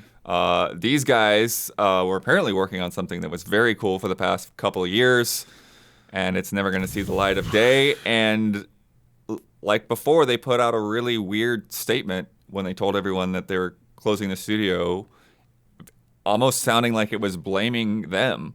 They were like, some guy from Kotaku was like calling me up asking questions, and he knew all this stuff he shouldn't have known. So I flew out and talked to the publisher, and then the publisher decided he didn't want to fund the game anymore. And so we're just going to close it down. I'm like, what the hell? So everyone is dragging this guy because there's a lot of cool people that were like, putting their heart and soul into this game, and now it will never. Yeah. Not only will it not exist, but they don't have jobs. So yeah, it's crazy. That's so devastating. That's like such a side that, not everyone always thinks about is like just when a game gets canceled, how many years you've been working on it, and then just that work just being lost and done. Yeah. It sucks. Roll this. Kingdom Come Deliverance 2 was announced today. It's coming later this year, continuing the story from the first game in 15th century Bohemia. They're saying it's going to be twice the size of the original game. That's not a positive for me anymore. Right. Yeah, I know. It's like, I don't know. That's a negative. That's a threat. I don't know if I want twice the size of anything. But they do say they revamped the combat, but still looking to keep that authenticity. They're also adding like crossbows and like early guns. Another one that was like, I don't know if this is a positive or not. 5 hours of cutscenes in this game. 5 hours? 5 hours of cutscenes only. Yeah. In between all the gameplay. And wonder how many The Witcher has. Yeah, and then they talked up like RPG mechanics, like player choice and all of that. So, if you don't remember, this game's got like first-person combat systems on all that, and it's like in action, it looks hyper-realistic. Looks pretty good. Yeah, it's got a very like, trying to like follow a somewhat historical fiction kind of route. So yeah, trying to make everything look as realistic as they can. Mm-hmm. But I know you kind of bounced off the first one. I don't know if you're same. interested. Yeah, I bounced. Yeah. Oh, it'll be interesting to see what they can do with like just a sequel. Mm-hmm. Before next week's release of Tales of Kenzera Zao, Surgeon Studios has released a short documentary titled My Shoes, Your Feet. Cool. Produced with Ridley Scott Associates about director Abubakar Salim's story of losing his father and how that led to him producing the game. It's about 13 minutes long, so it's a little quickie. And I saw a little bit of that during the preview event a couple weeks ago. And yeah, definitely want to get in there and watch the whole thing. Nice. That man's passion and heart and love of video games is just completely infectious. So rad. So excited for that game. I don't know him, but I'm like rooting for him so much. Huber, Yo. you're expecting this last week. This is confirmed today. Darkest Dungeon 2 coming to PlayStation. Get hyped. July 15th. Get hyped. So many of you were waiting patiently and impatiently for this console release. Almost time. Almost time. It's going to be frustrating when these players get in there and they pass where I am within like the first week. It's gonna make me sweat a little bit. But super excited for this console release because I feel like this now will just really help this game get out there, you know, because 2 is just kind of just flying under the radar a little bit, doing pretty well. But yeah, I'm excited for just more of a broader release. Yeah. Another similar quick update. Crow Country announced that they're also coming to Xbox Nice. on May 9th. Spread the in love. addition to Nice. PC and PlayStation. When is that? May 9th. May 9th. Yeah. Good grief. Coming up real quick. Jeez. Yeah, like I said, the next couple of weeks are nuts. Shit's going down. Yeah, next week, the week after that, there's so many freaking games. Jeez. Play this. I just saw this. This looks awesome, this Blood. week. Yeah, What's this going looks on really here? cool. This is Moon Samurai. Great name. They just opened a Kickstarter for this. Okay. And the animation in it is really good. You got nice big character sprites. You got a lot of swordplay and stuff going on in here. And they describe it as a martial arts adventure. Yes. And they talk about inspirations from like Prince of Persia. Looks and Flashback, rad, Bloodworth. and Huber. Yo. Streets of Rage. Streets of Rage, dude. But The yeah. like town and the like just the melancholic vibe. Yeah, when I first saw it, it reminded me a little bit of a game I played Dude. last year called Lunark.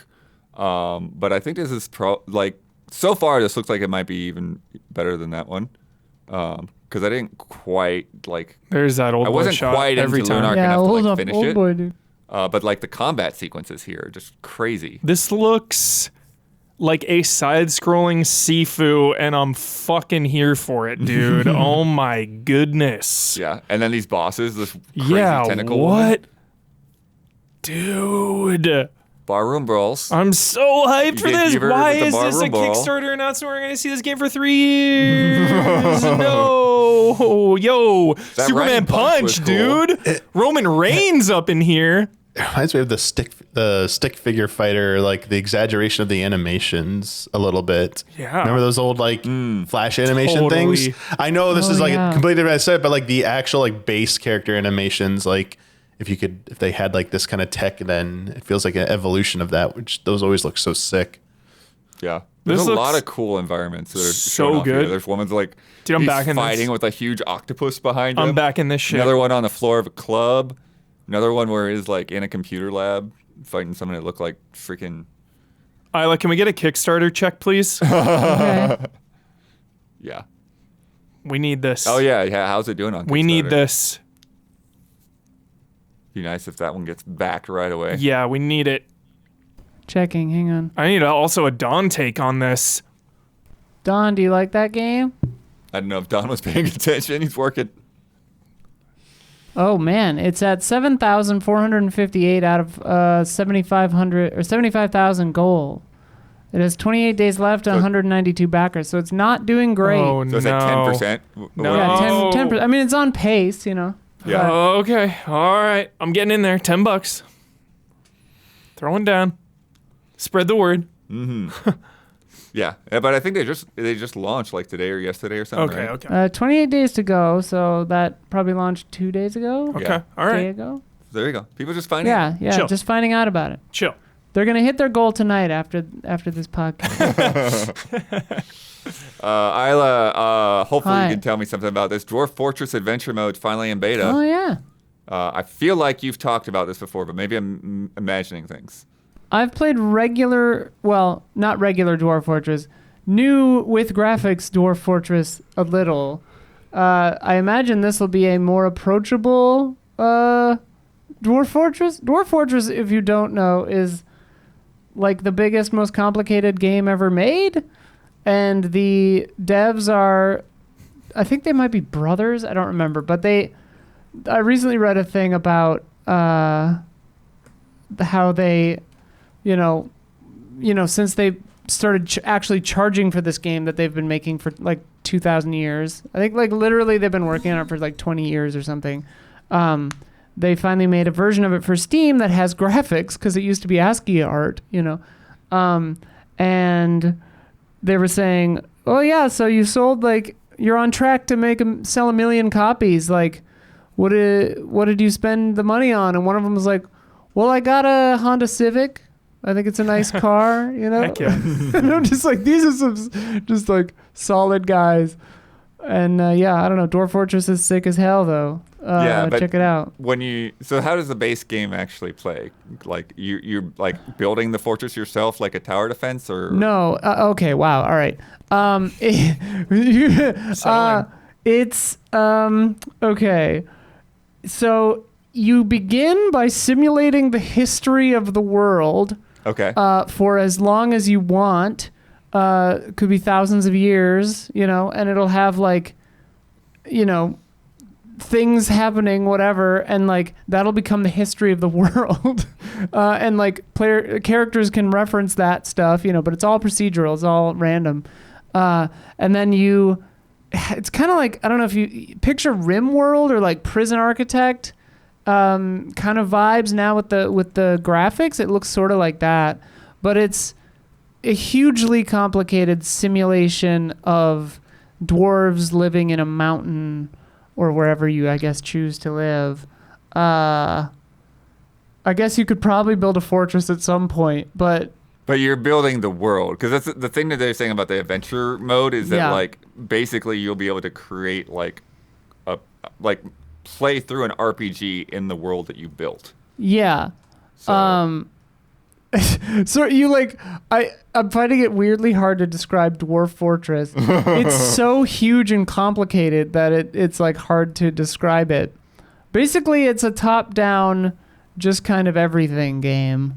You build stuff, you trade stuff, you have lives, they live and die. You know, it's stories that last for thousands of years. You're living in a mountainside, you know. They got to farm and get stuff and defend themselves and all kinds of stuff. It's an amazing game.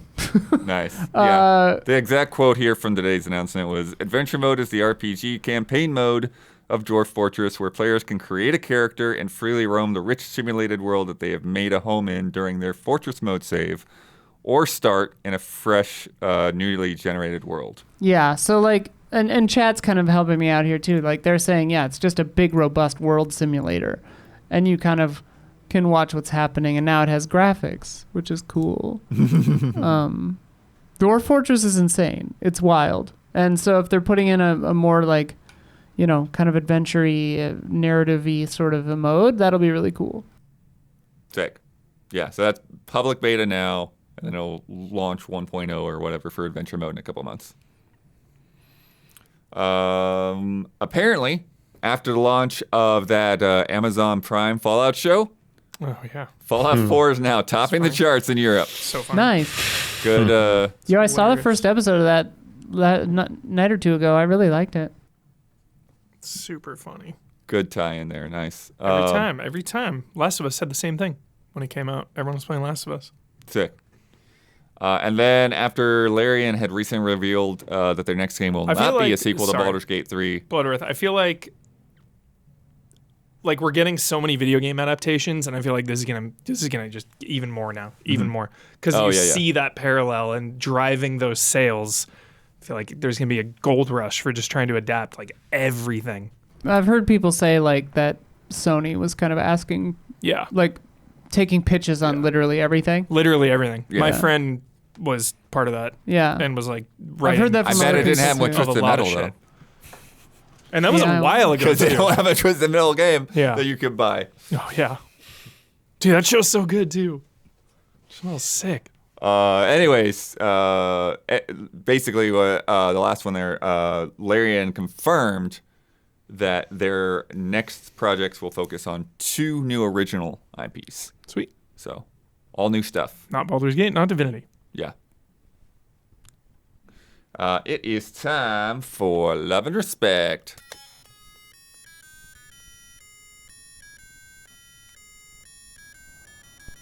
Love and Respect. Respect. From Matan. Matan. What's up, allies? The Matan? Matan, dude. Friend Matan of the pod. Inbar Hansen. Is that the Matan? I don't know. That's Matan, dude. Matan. As a child with little money and few games, I had to come up with unique ways to entertain myself with games I had played extensively. My brother and I adored Kirby Air Ride. After unlocking just about everything, we came up with our own little sub-game to keep ourselves entertained. We called it Tag. I would select a fast car with good flying, and he would select the one with the most attack power. In free play, I'd get a 10-second head start, then he'd chase me and kill me.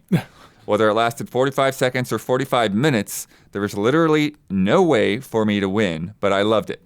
My question to you is, what unique ways of playing a game have you come up with, or what odd rules for gameplay have you imposed on yourself or others? So going outside the box to play a game in multiplayer or whatever. That's why we have crowd control. Crowd control? I mean, it's why we have crowd control. Yeah. So people can just do it to us. That's why we call it Achieve It Yourself. Yeah, achieve yourself for sure. Gotta Yeah. bonk all them bonks. Achieve it yourself. Oh, you consider that? Okay, then that's my answer. Since I mean, Yeah, we've done a million of these now. Yeah. If that counts. yeah, that's. I guess it was so obvious. I didn't think of it. Yeah. I never really. I'm such a. I mean, speed. I just love following the. This, I love following the rules of a video game. I'm the complete opposite of Damiani. Like I love figuring out what they want me to do and then doing it as efficiently as possible. So I'm like kind of boring, and I play games as they are. But like when I was a kid, I mean, it was just no money, not a lot of games, but it was just like GoldenEye, multiplayer GoldenEye forever. But no like weird parameters on it. Yeah. Just Well, I always mean, changing the GoldenEye is game a mode. great one because it's like you could, with the different customization options, like you could create your own weird parameters. Yeah. You could do the slappers only or rockets only or whatever. And Yeah. Yeah. So Chat has reminded me of Jolly Co-op, which Yeah. which we love to do. Where yeah. 2 people play, or 4 people. Sometimes we've done holding one controller, which I really, really, really enjoy. I think it's a lot of fun. Also, I mean, this isn't nearly as weird as that, but like, I just don't like blocking, so I just never do it in like anything. I just remembered one. I've got it. When What's I was a up? kid, I had the Oregon Trail 2. Okay. And I was so addicted to this game that I had a full-on legal notepad and wrote down like every combination of jobs and like starting locations. I basically wanted to like platinum trophy this game and 100% it before that was even a thing. So I would try to like go through every single type of way to beat Oregon Trail 2. Nice. Just like insane amount of combinations of parameters. But yeah, oh my god, what a crazy memory. I went around trying to find people who wanted to play Star Fox multiplayer, Yes. the battle mode, but like no one, like everything everyone, 2 people were like just wanted to play Smash Brothers or GoldenEye or Yep, Smash, like GoldenEye, early Mario on. I was Party. like, yeah, it was GoldenEye, but like later on, like GameCube era, it was like everyone moved on. I'm like, no, but the Star Fox is multiplayer. You want to play it? Like no one wanted to play. I'm like, cool. We played one round, like this sucks. I'm like, damn it. We played a ton of Star Fox multiplayer, but it was before GoldenEye and Yep. Smash Brothers Yep. was a thing. I think even after GoldenEye, it was like we would just to mix it up. Yeah. We would swap back and forth. Totally. You could have the tank in the multiplayer, right? Yeah, you had. Yeah, But that was tank. not You in could the be on campaign, foot. right? You could be on foot as well. Yeah, Tank so was totally in the campaign too. Yeah. It was? Yeah, Landmaster, Aquamarine, yeah, Okay. every vehicle. The only on foot wasn't available. That's which was right. only in Yeah. the multiplayer. You also had Super Unlock cool. It too. Yeah, on foot was like OP too. Yeah. Well, sort of. I would love getting up on top of one of the pyramids and just shooting planes down. It was great. So sick. It's like you basically had to like be stealthy, and then if like they didn't know where you were, and you had like a line of sight on the plane, that you just did so much damage, they were dead. But if you like screwed up and let them get away, and they knew you are, just to fire like one freaking bomb near them, and like they're dead because they can't get away from it. And it just keeps like tagging you. Brr, brr, brr, brr. I'm like, stop. From Andreas Riesberg. Yo. Hi, allies. Longtime supporter, first-time writer. Nice. Hi. While replaying Elden Ring in order to get Nice. warmed up for the coming DLC, I was struck by a sudden urge to retry beating the From Software game I gave up on back in the day, Sekiro. Dark Souls. Oh, okay. Whoa. Oh, Okay. I've never Jeez. heard of that one. Cool game. My first grievance came Cool when game. facing the Capra Demon. I'd lived in ignorant bliss after repressing all memory of that cramped and annoying fight Love that Dude, fight. That fight is insane. and his dogs in that alley. Just kill those dogs. You just get those dogs out of there. Everything's chill. Yeah, you rush the stairs, Yep, go to the get 'em. corner up top, kill the Yep. dogs, you'll be fine. Choke point. Choke point. After screaming and cursing for a while, I took some deep breaths and finally came out victorious. Hell yeah. However, Oh no. what Uh-oh. now fills my mind with dread while I stumble and die onwards through Lordran Yes. is the coming fight that caused me to shamefully abandon this game years ago. Don't even say it. Ornstein is No. Why would you? No. This is my favorite boss of all time. Sorry, William Birkin. Ornstein and Smo is literally the culmination of boss fights. Like it is a pleasure to die there. I couldn't imagine just like quitting because I dying. definitely do not want to do it. I'm just like smiling when they kill me. I'm like, yep, here we go again. Oh, you killed me? I get to fight you again? Awesome. It's a reward when they kill you because you get to run it back. Yes. So, to my questions for the panel. Best fight. There's 2 questions, so I'll let you answer either one that you want. You don't have to answer both. Firstly, do you have any boss battles that you dread when replaying a game, either because it's really annoying or because it's really hard? Mm-hmm. And second, if you were a boss, what game would you exist in, and what game mechanic or special attack would make battling you a horrible or great experience? Shout out to Huber for always pushing Resident Evil. Last spring, I finally caved and played through remakes for 2, 3, and 4 in a row. Nice. Man, what a ride. What a ride. Yes. Thanks for being consistently Well awesome. Love done. and respect. Oh, All right. so much love and So respect. 2 questions, either a really hard or annoying boss battle that you would dread going back to, or if you were a boss in a game. It's a really good question. Bosses that I fear. Bosses that I I will say that while I Fear. don't remember the mechanics, one of the few games that like I didn't review simply because I couldn't beat the final boss, or like maybe I did review and I still just didn't see the ending, was Dewey's Adventure Dewey's on the Adventure. Wii. Whoa. Because it's like it was a game where like you're sliding the character around with the motion controls. Yeah. And doing that while fighting a boss, and that last boss was just like Oh yeah. it just I tried and I tried and I tried and then Yeah. finally was just like no, I'm done. I give up. Yeah. I'll say Corrupted Monk in Sekiro. The only reason I say that is, one, for whatever reason, it always gives me a really tough time. And 2, unlike Ornstein and Smo, it's not a pleasure to die on it and do it again. It's like, okay, run it back, run it. It's just not the most fun fight, and it's challenging. So when both of those things happen, it's like, Right. then it's Which like, all fight right. was that? The monk where it's because there's the Forbidden Monk and I believe the Corrupted Monk, and it's like purple. And it's like all you have to posture damage. It's like really the only way to like fully damage the boss. And has the big like cool pole arm type, and you can like go up on the branch and like jump. Yeah, I'm thinking there's something in like one of those Turtles games or something where it's just like, there's just annoying boss patterns. It's like, there's no way to avoid this. You just gotta feed it quarters. yeah. I don't remember which one I'm thinking of though. I can't really call Something it. on a. I remember Yeah. a bridge where it was Yeah. just like this bridge level is ridiculous. I can't really call it a boss fight, but now because of recent events, chat. Now I fear the sniper section in The Last of Us with permadeath. Yeah. Fear that whole getting to the sniper and then Oh, and sniping permadeath. Yeah, on like no. I mental damage. I'm terrified. Yeah. It's a good one. Oh, I'm trying to think of any like I'm trying to stay away from FromSoft and thinking like any Mega Man ones or like old, like the OG Mega Man the games. freaking Yellow Devil that they bring up every time. That fight actually sucks, dude. Well, it's like just two.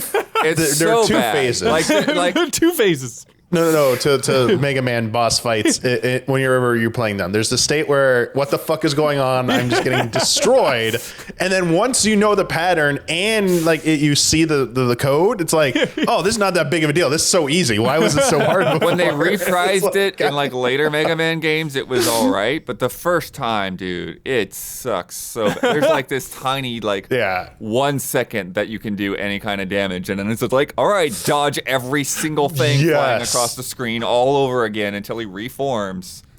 Like, bosses that have like small hit windows when it's like then you gotta do like a long dance or and maybe not hard but like just annoying and frustrating. In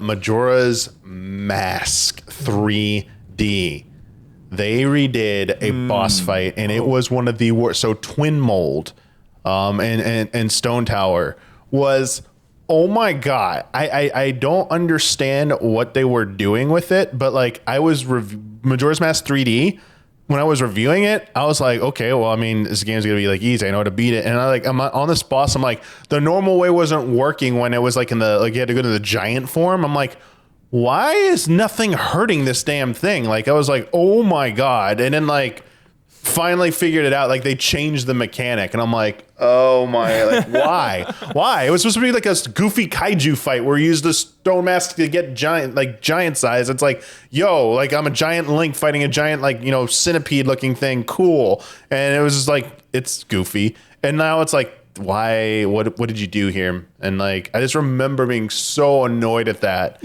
and being like, once I figured it out, it's like, you've got to be, why would you do that? Like this did not need to be changed. And I was like, well, they changed it.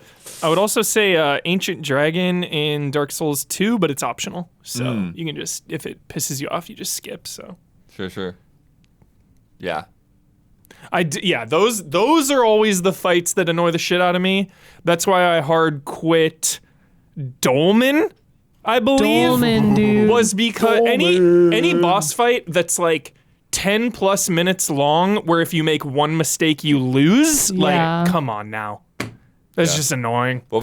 Or even worse if it's like super long, bullet spongy and like you're fine, you're doing fine, and it's just like it just takes forever because they have a billion hit points, but it's like you're not going to screw it up, so it's just boring. Or there's like some platform and then there's like oh my God, you off of it somehow and like, oh, you were almost dead and now I'm just got wiped with one hit because of whatever. Yeah. Love this question. My dreaded bosses were more just like, I mean, in games where I don't like, where I can't do the mechanics or don't like the mechanics, like I love seeing and watching people do the bosses in Returnal, but I suck at bullet hell. Same with 16. It's like, this is a lot of spectacle and looks cool, but like this is not my play style. Like I'm not doing this. For sure. But I mean, that's just a play style thing. But yeah, like anything with a lot of health like that is really, I mean, Millennia is just like she's incredible and I love her, but like, oh my God, I hated doing that. I had to do that fight so many times. Great question. What was the second part of this? Like, what would we be if we were a boss the other fight? question was, if you were a boss, what game would you be in? And what would your annoying mechanic be? I want to be in Lies of P. I want to be a puppet. I want to be a puppet with an axe and go crazy. And my annoying... Spin and win or something? Yeah, my annoying mechanic is... if I grab you. Yeah, I was just thinking that. Yeah. There's a lot of those grabs where it's like you do the shoulder, the shoulders here. It's unblockable. You can't block it, but you can dodge it. But if I grab you, I hold you and I chop you in half with my axe and you immediately die. Yeah. I would Instant kill. If we have to be an annoying fight, I would want to be like a Souls puzzle boss, like, Bed of Chaos or one of the, but except I would be I would probably do like illusory stuff. So it's like sick. the parts of the level would be fake and you could just fall through them. Some Mikolash shit. Yeah, Mikolash kind of shit. And like parts of like versions of me would be fake, so you'd like get there and then you'd swing your sword and I wouldn't be there, you know? Oh, yeah, that. All kinds of that sort of shit. Love it. And probably poison dots the whole time. Why not? Why not? Toxic gas just like in the arena. Gas is filling the arena. That's definitely But you're not sure if it's real or not? Oh, no, that's it, tried yeah. and true mechanic, having the devils, and then like as soon as you like figure out who the real one is, it just creates more doubles again. It's like, Yeah. yep, cool. Yeah. Yeah, I would definitely, like Pinwheel or that hot girl at the end of the thing. Yeah, I'd double myself, but I would want to do some Kojima-esque, like, I would take the fictionality of it, the abstraction of it up a level too, where it's like, it turns out that the poison dots you're taking are fake. It's just the HUD. The HUD is just showing that you're taking poison dots, but you're not, or something love like that. that. All kinds of lies. Kojima Just stuff. everything in the fight is like abstracted and fake. It's awesome. I remembered now too the Beautiful Joe boss run where you had to fight all of these bosses in a row. What a game. And if you died, you'd have to start from the start. That's devastating. And all of those bosses had like the multiple layered health bar, you know? And so it's like, Was that in the main game? yeah. I don't remember that. Yeah. Dude, beautiful. Time for a replay. That's been decades. Holy Yeah, crap. it's been a minute. Holy moly, blood. I popped it back in at some point a couple years ago when I was testing my GameCube out. Did it hold up? The minutes that I was able, but it was like one of those games. It's like you have to get into and like learn. It's very specific mechanics, you know. Sure, so it's like if you just go in there and start mashing, it's like, wait, what am I doing wrong? You know, so Super cool. but yeah, definitely a cool game. Who is this question from? This was Andreas Riesberg. Andreas, great question. And when you get to Ornstein and Smo, my advice is make a day out of it. I'm serious. Make an entire day out of it. So you're not feeling this pressure, this pressure to get through it and to beat the game and to get on to the next one, because we all are just have the crushing weight of backlogs. Like, make a day out of this. Get your Blue Diamond almonds, your glass of water, and just settle in and prepare to die. And roll forward and left and kill Ornstein first. Kill Ornstein first for sure. Kite Ornstein is the way, the easy way. Yeah. Draw Ornstein out, kill him first, because he gets crazy fast if you don't kill him first. Yeah. He's the skinny one. Yeah. From Lil G Baby. So sick. God. Have you ever loved a game more after your second playthrough? Yes. I was at the GameStop midnight release for Absolutely. Skyrim on 11/11/11, Whoa. and I played through the game over the week that followed. Full disclosure, I was not enthralled with Skyrim like everyone else was. I thought it's fine, but not life-changing. Recently, I picked up a Steam Deck earlier this year and purchased Skyrim for under $10 just to try it out. You got robbed. Now I'm all in. Every moment I have to game, I boot up Skyrim on my deck, and I'm loving it. Is there a game that you didn't love on your first playthrough, but on your second, you're head over heels for? That's a good question. I replay freaking every game. I know it's 100% got to be a Huber question. Darksiders 2, I really liked at the time, and then I had a game-breaking bug at the end. That was one of the games that fucked me, top 10 games that fucked us. I remember that list. And then I finally went back and I replayed it, and like, dude, I don't know what it is. I love Darksiders 2. Like, Nice. I love that game. Really good dungeon puzzles and dungeons, really good RPG progression and combat. Like, yeah, I remember just like being cool with it, and then I was like, dude, Darksiders 2, I love that game. And then more recently, Red Dead 2. Red Dead 2 went from one of my favorite games to probably my favorite game after a replay. Like, I went from like, yo, Red Dead 2 is incredible, I love it, 10 out of 10, to like, this is the greatest game ever made. Nice. I would say a lot of games like this. I mean, the first few that came to mind were like games I played super young that I then played again later as an adult. So like Myst and those kind of stuff that I played with my dad when I was a kid, you know. But then I could actually appreciate them and do them myself the second time, or I've beaten Myst like 8 times or something. Final Fantasy Tactics, I love every time I play it. I love it more, even though I've never actually beaten it. But it's one of my favorite games. I love that. Yeah, I don't know.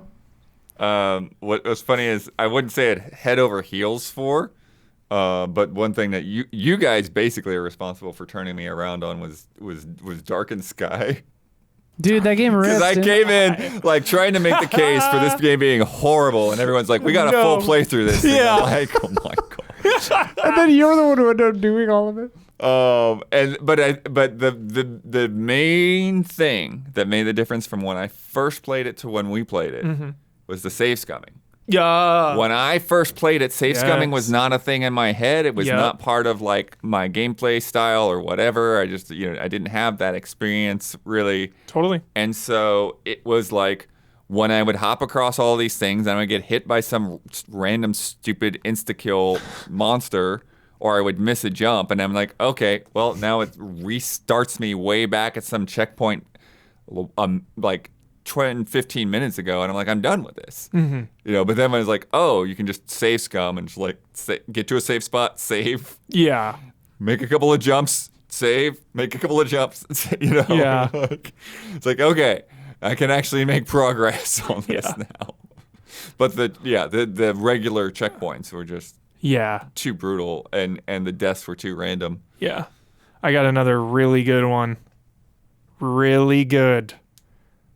Metal Gear Solid 2. Oh, dude, yes, good call. I was not on the hate train for Metal Gear Solid 2 when it came out, but I was disappointed playing as Raiden, of course, at the time, especially with my age. I was a teenager. It's like, why am I playing as this random character? What is going on? I liked the game at the time. Like, it was fine. I didn't like it nearly as much as, like, 1 or 3 at the time. And now it's like, no, this game is a straight-up masterpiece. Yeah. It's one of the greatest games ever made, Metal Gear Solid 2. I was into it from the, like, it didn't make me mad to play as Raiden, but yeah, definitely playing it again when you know that. Yeah. And you know, like, where it's headed is really fun. Yeah.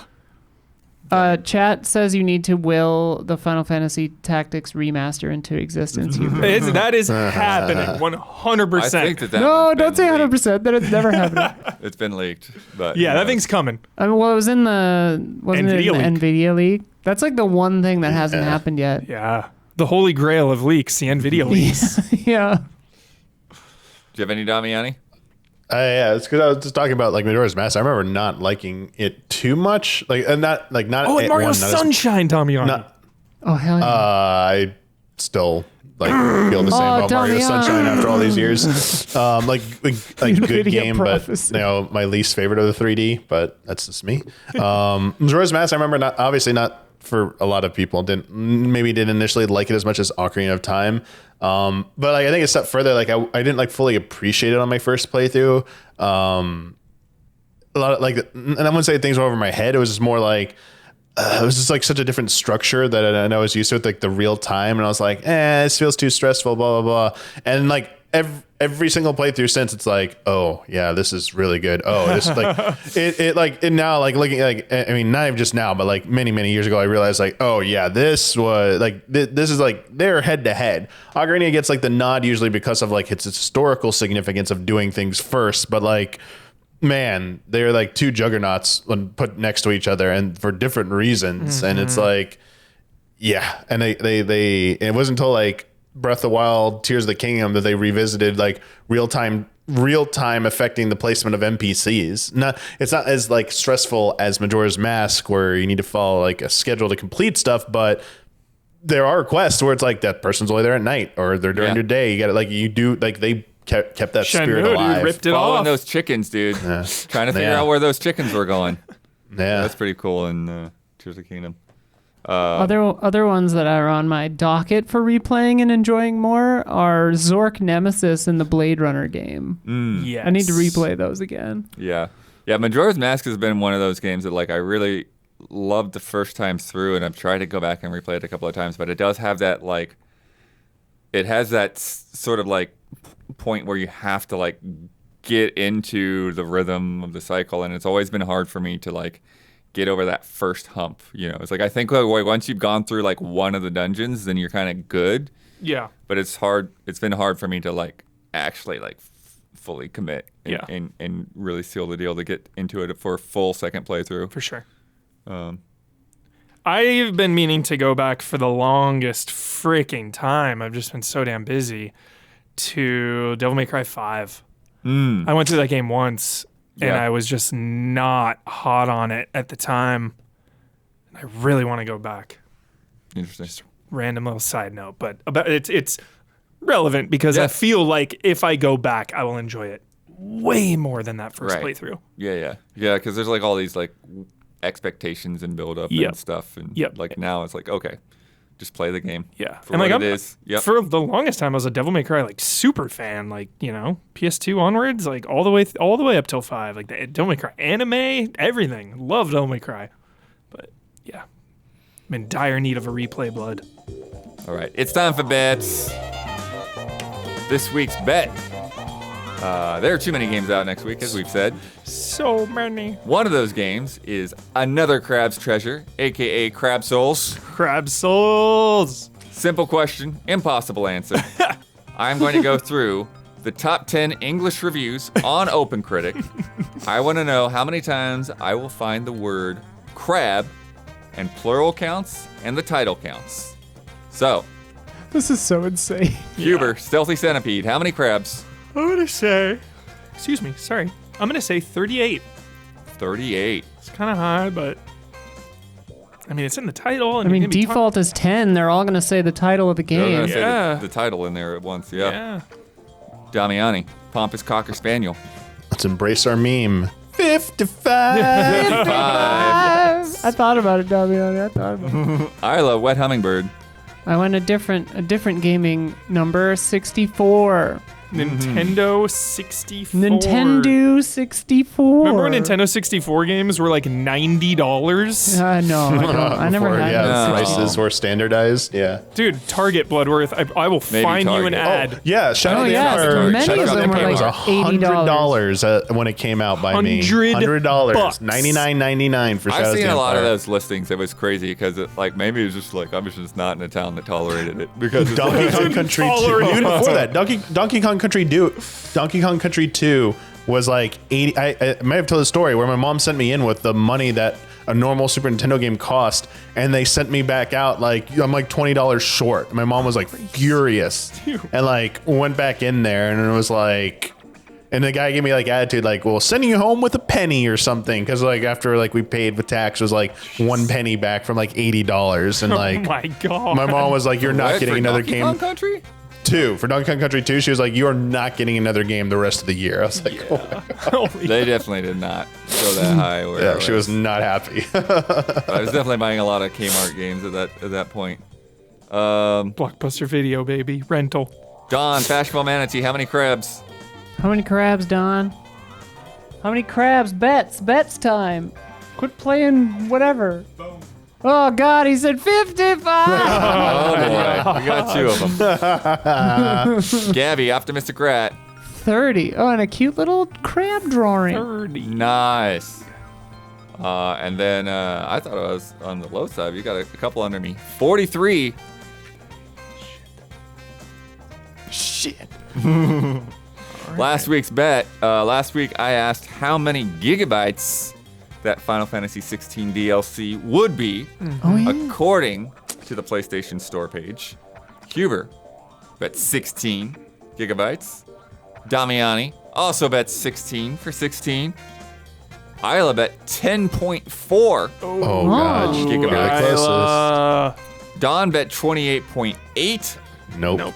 Gabby bet 10. Oh, No. And I bet 15.67. that's an Isla win. Pretty sure Isla knew it. wins. I downloaded it. Like last we downloaded, it's like 11.8 or whatever. It is 11.03 gigabytes. Isla won. Missed it by 1, dude. Victory. Hey, all right. That brings our top scores to Stealthy Centipede with 6. Effervescent Hippopotamus with 4.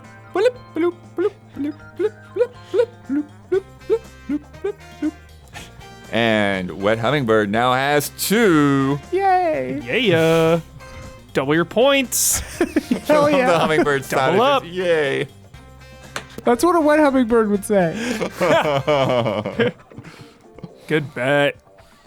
Let me tell you about patreon.com/easyallies. We put this show together every week because wonderful people like yourself give in to support us on Patreon or with Twitch Give in. subs.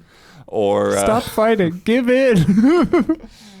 or one-time donations that you can find the link there in the description below the video or on Twitch.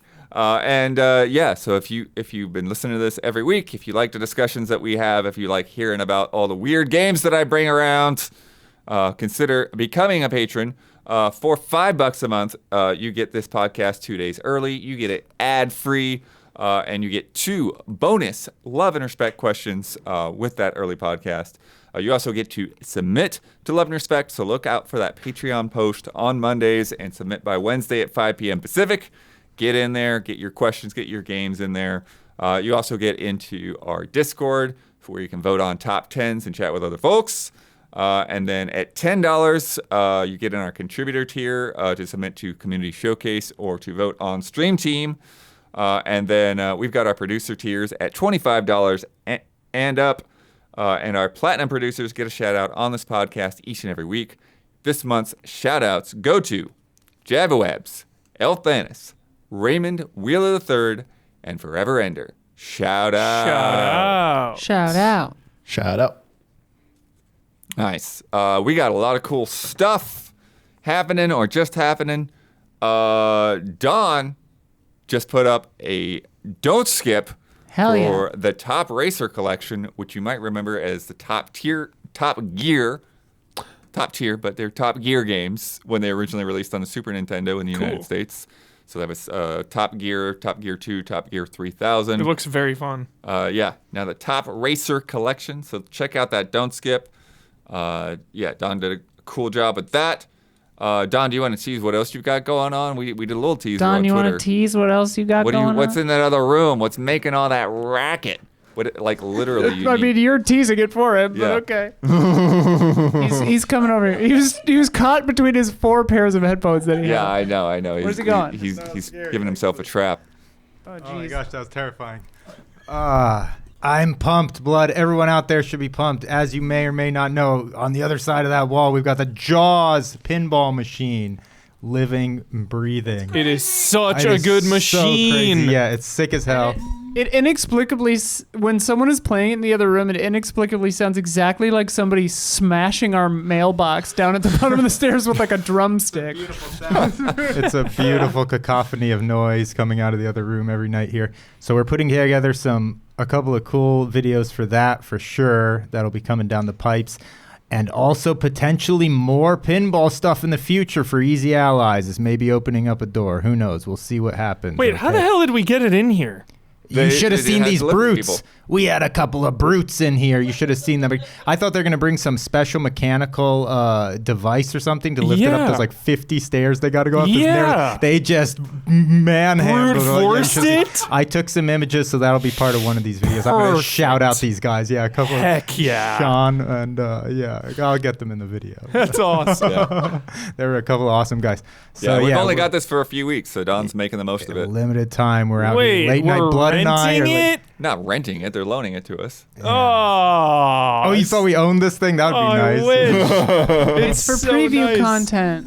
Yeah, so Blood and I have been late night over here playing pinball. Okay, I gotta get my rounds in though. Yeah, you got to start Well, I playing. can. Everyone's got. I've set up Yeah, a special it's so harness. All of you are gonna wear when you play this What? thing. What? Yeah, I haven't told you about this. Everybody's actually involved in this video. You may not know, but we've been planning some stuff, so it's gonna be very exciting. I hear harness, you know I'm all in.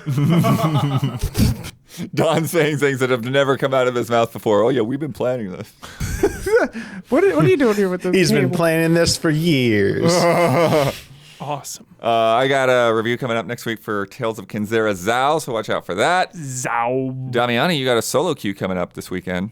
Yeah, I'm going to be talking on Sunday with a person named Kyle Bossman. You might have Nice. heard of him. He finally finished Final Fantasy VII Rebirth And I imagine he's got some interesting feelings about what went down in that. So less theory crafting in that type of direction and more about just how he feels about the game's story and if he felt it was actually good or not. So we're going to sit down and talk about that on Sunday. Nice. And then next group stream, we're looking to do Crowd Control and Lethal Company, which is something we've been looking forward to for a little bit.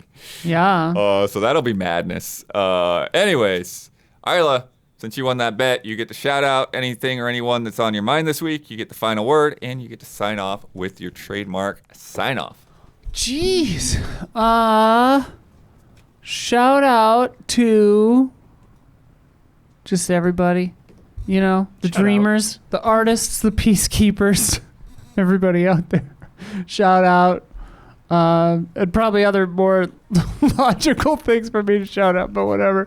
So I was looking at a picture of my friend's baby, so I was like distracted by that. They're so cute. No baby, so cute.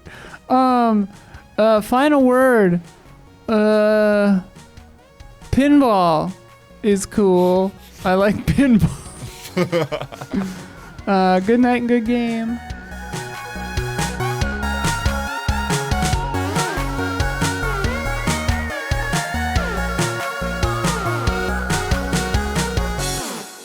Let the kids play, Damiani. Let the kids play.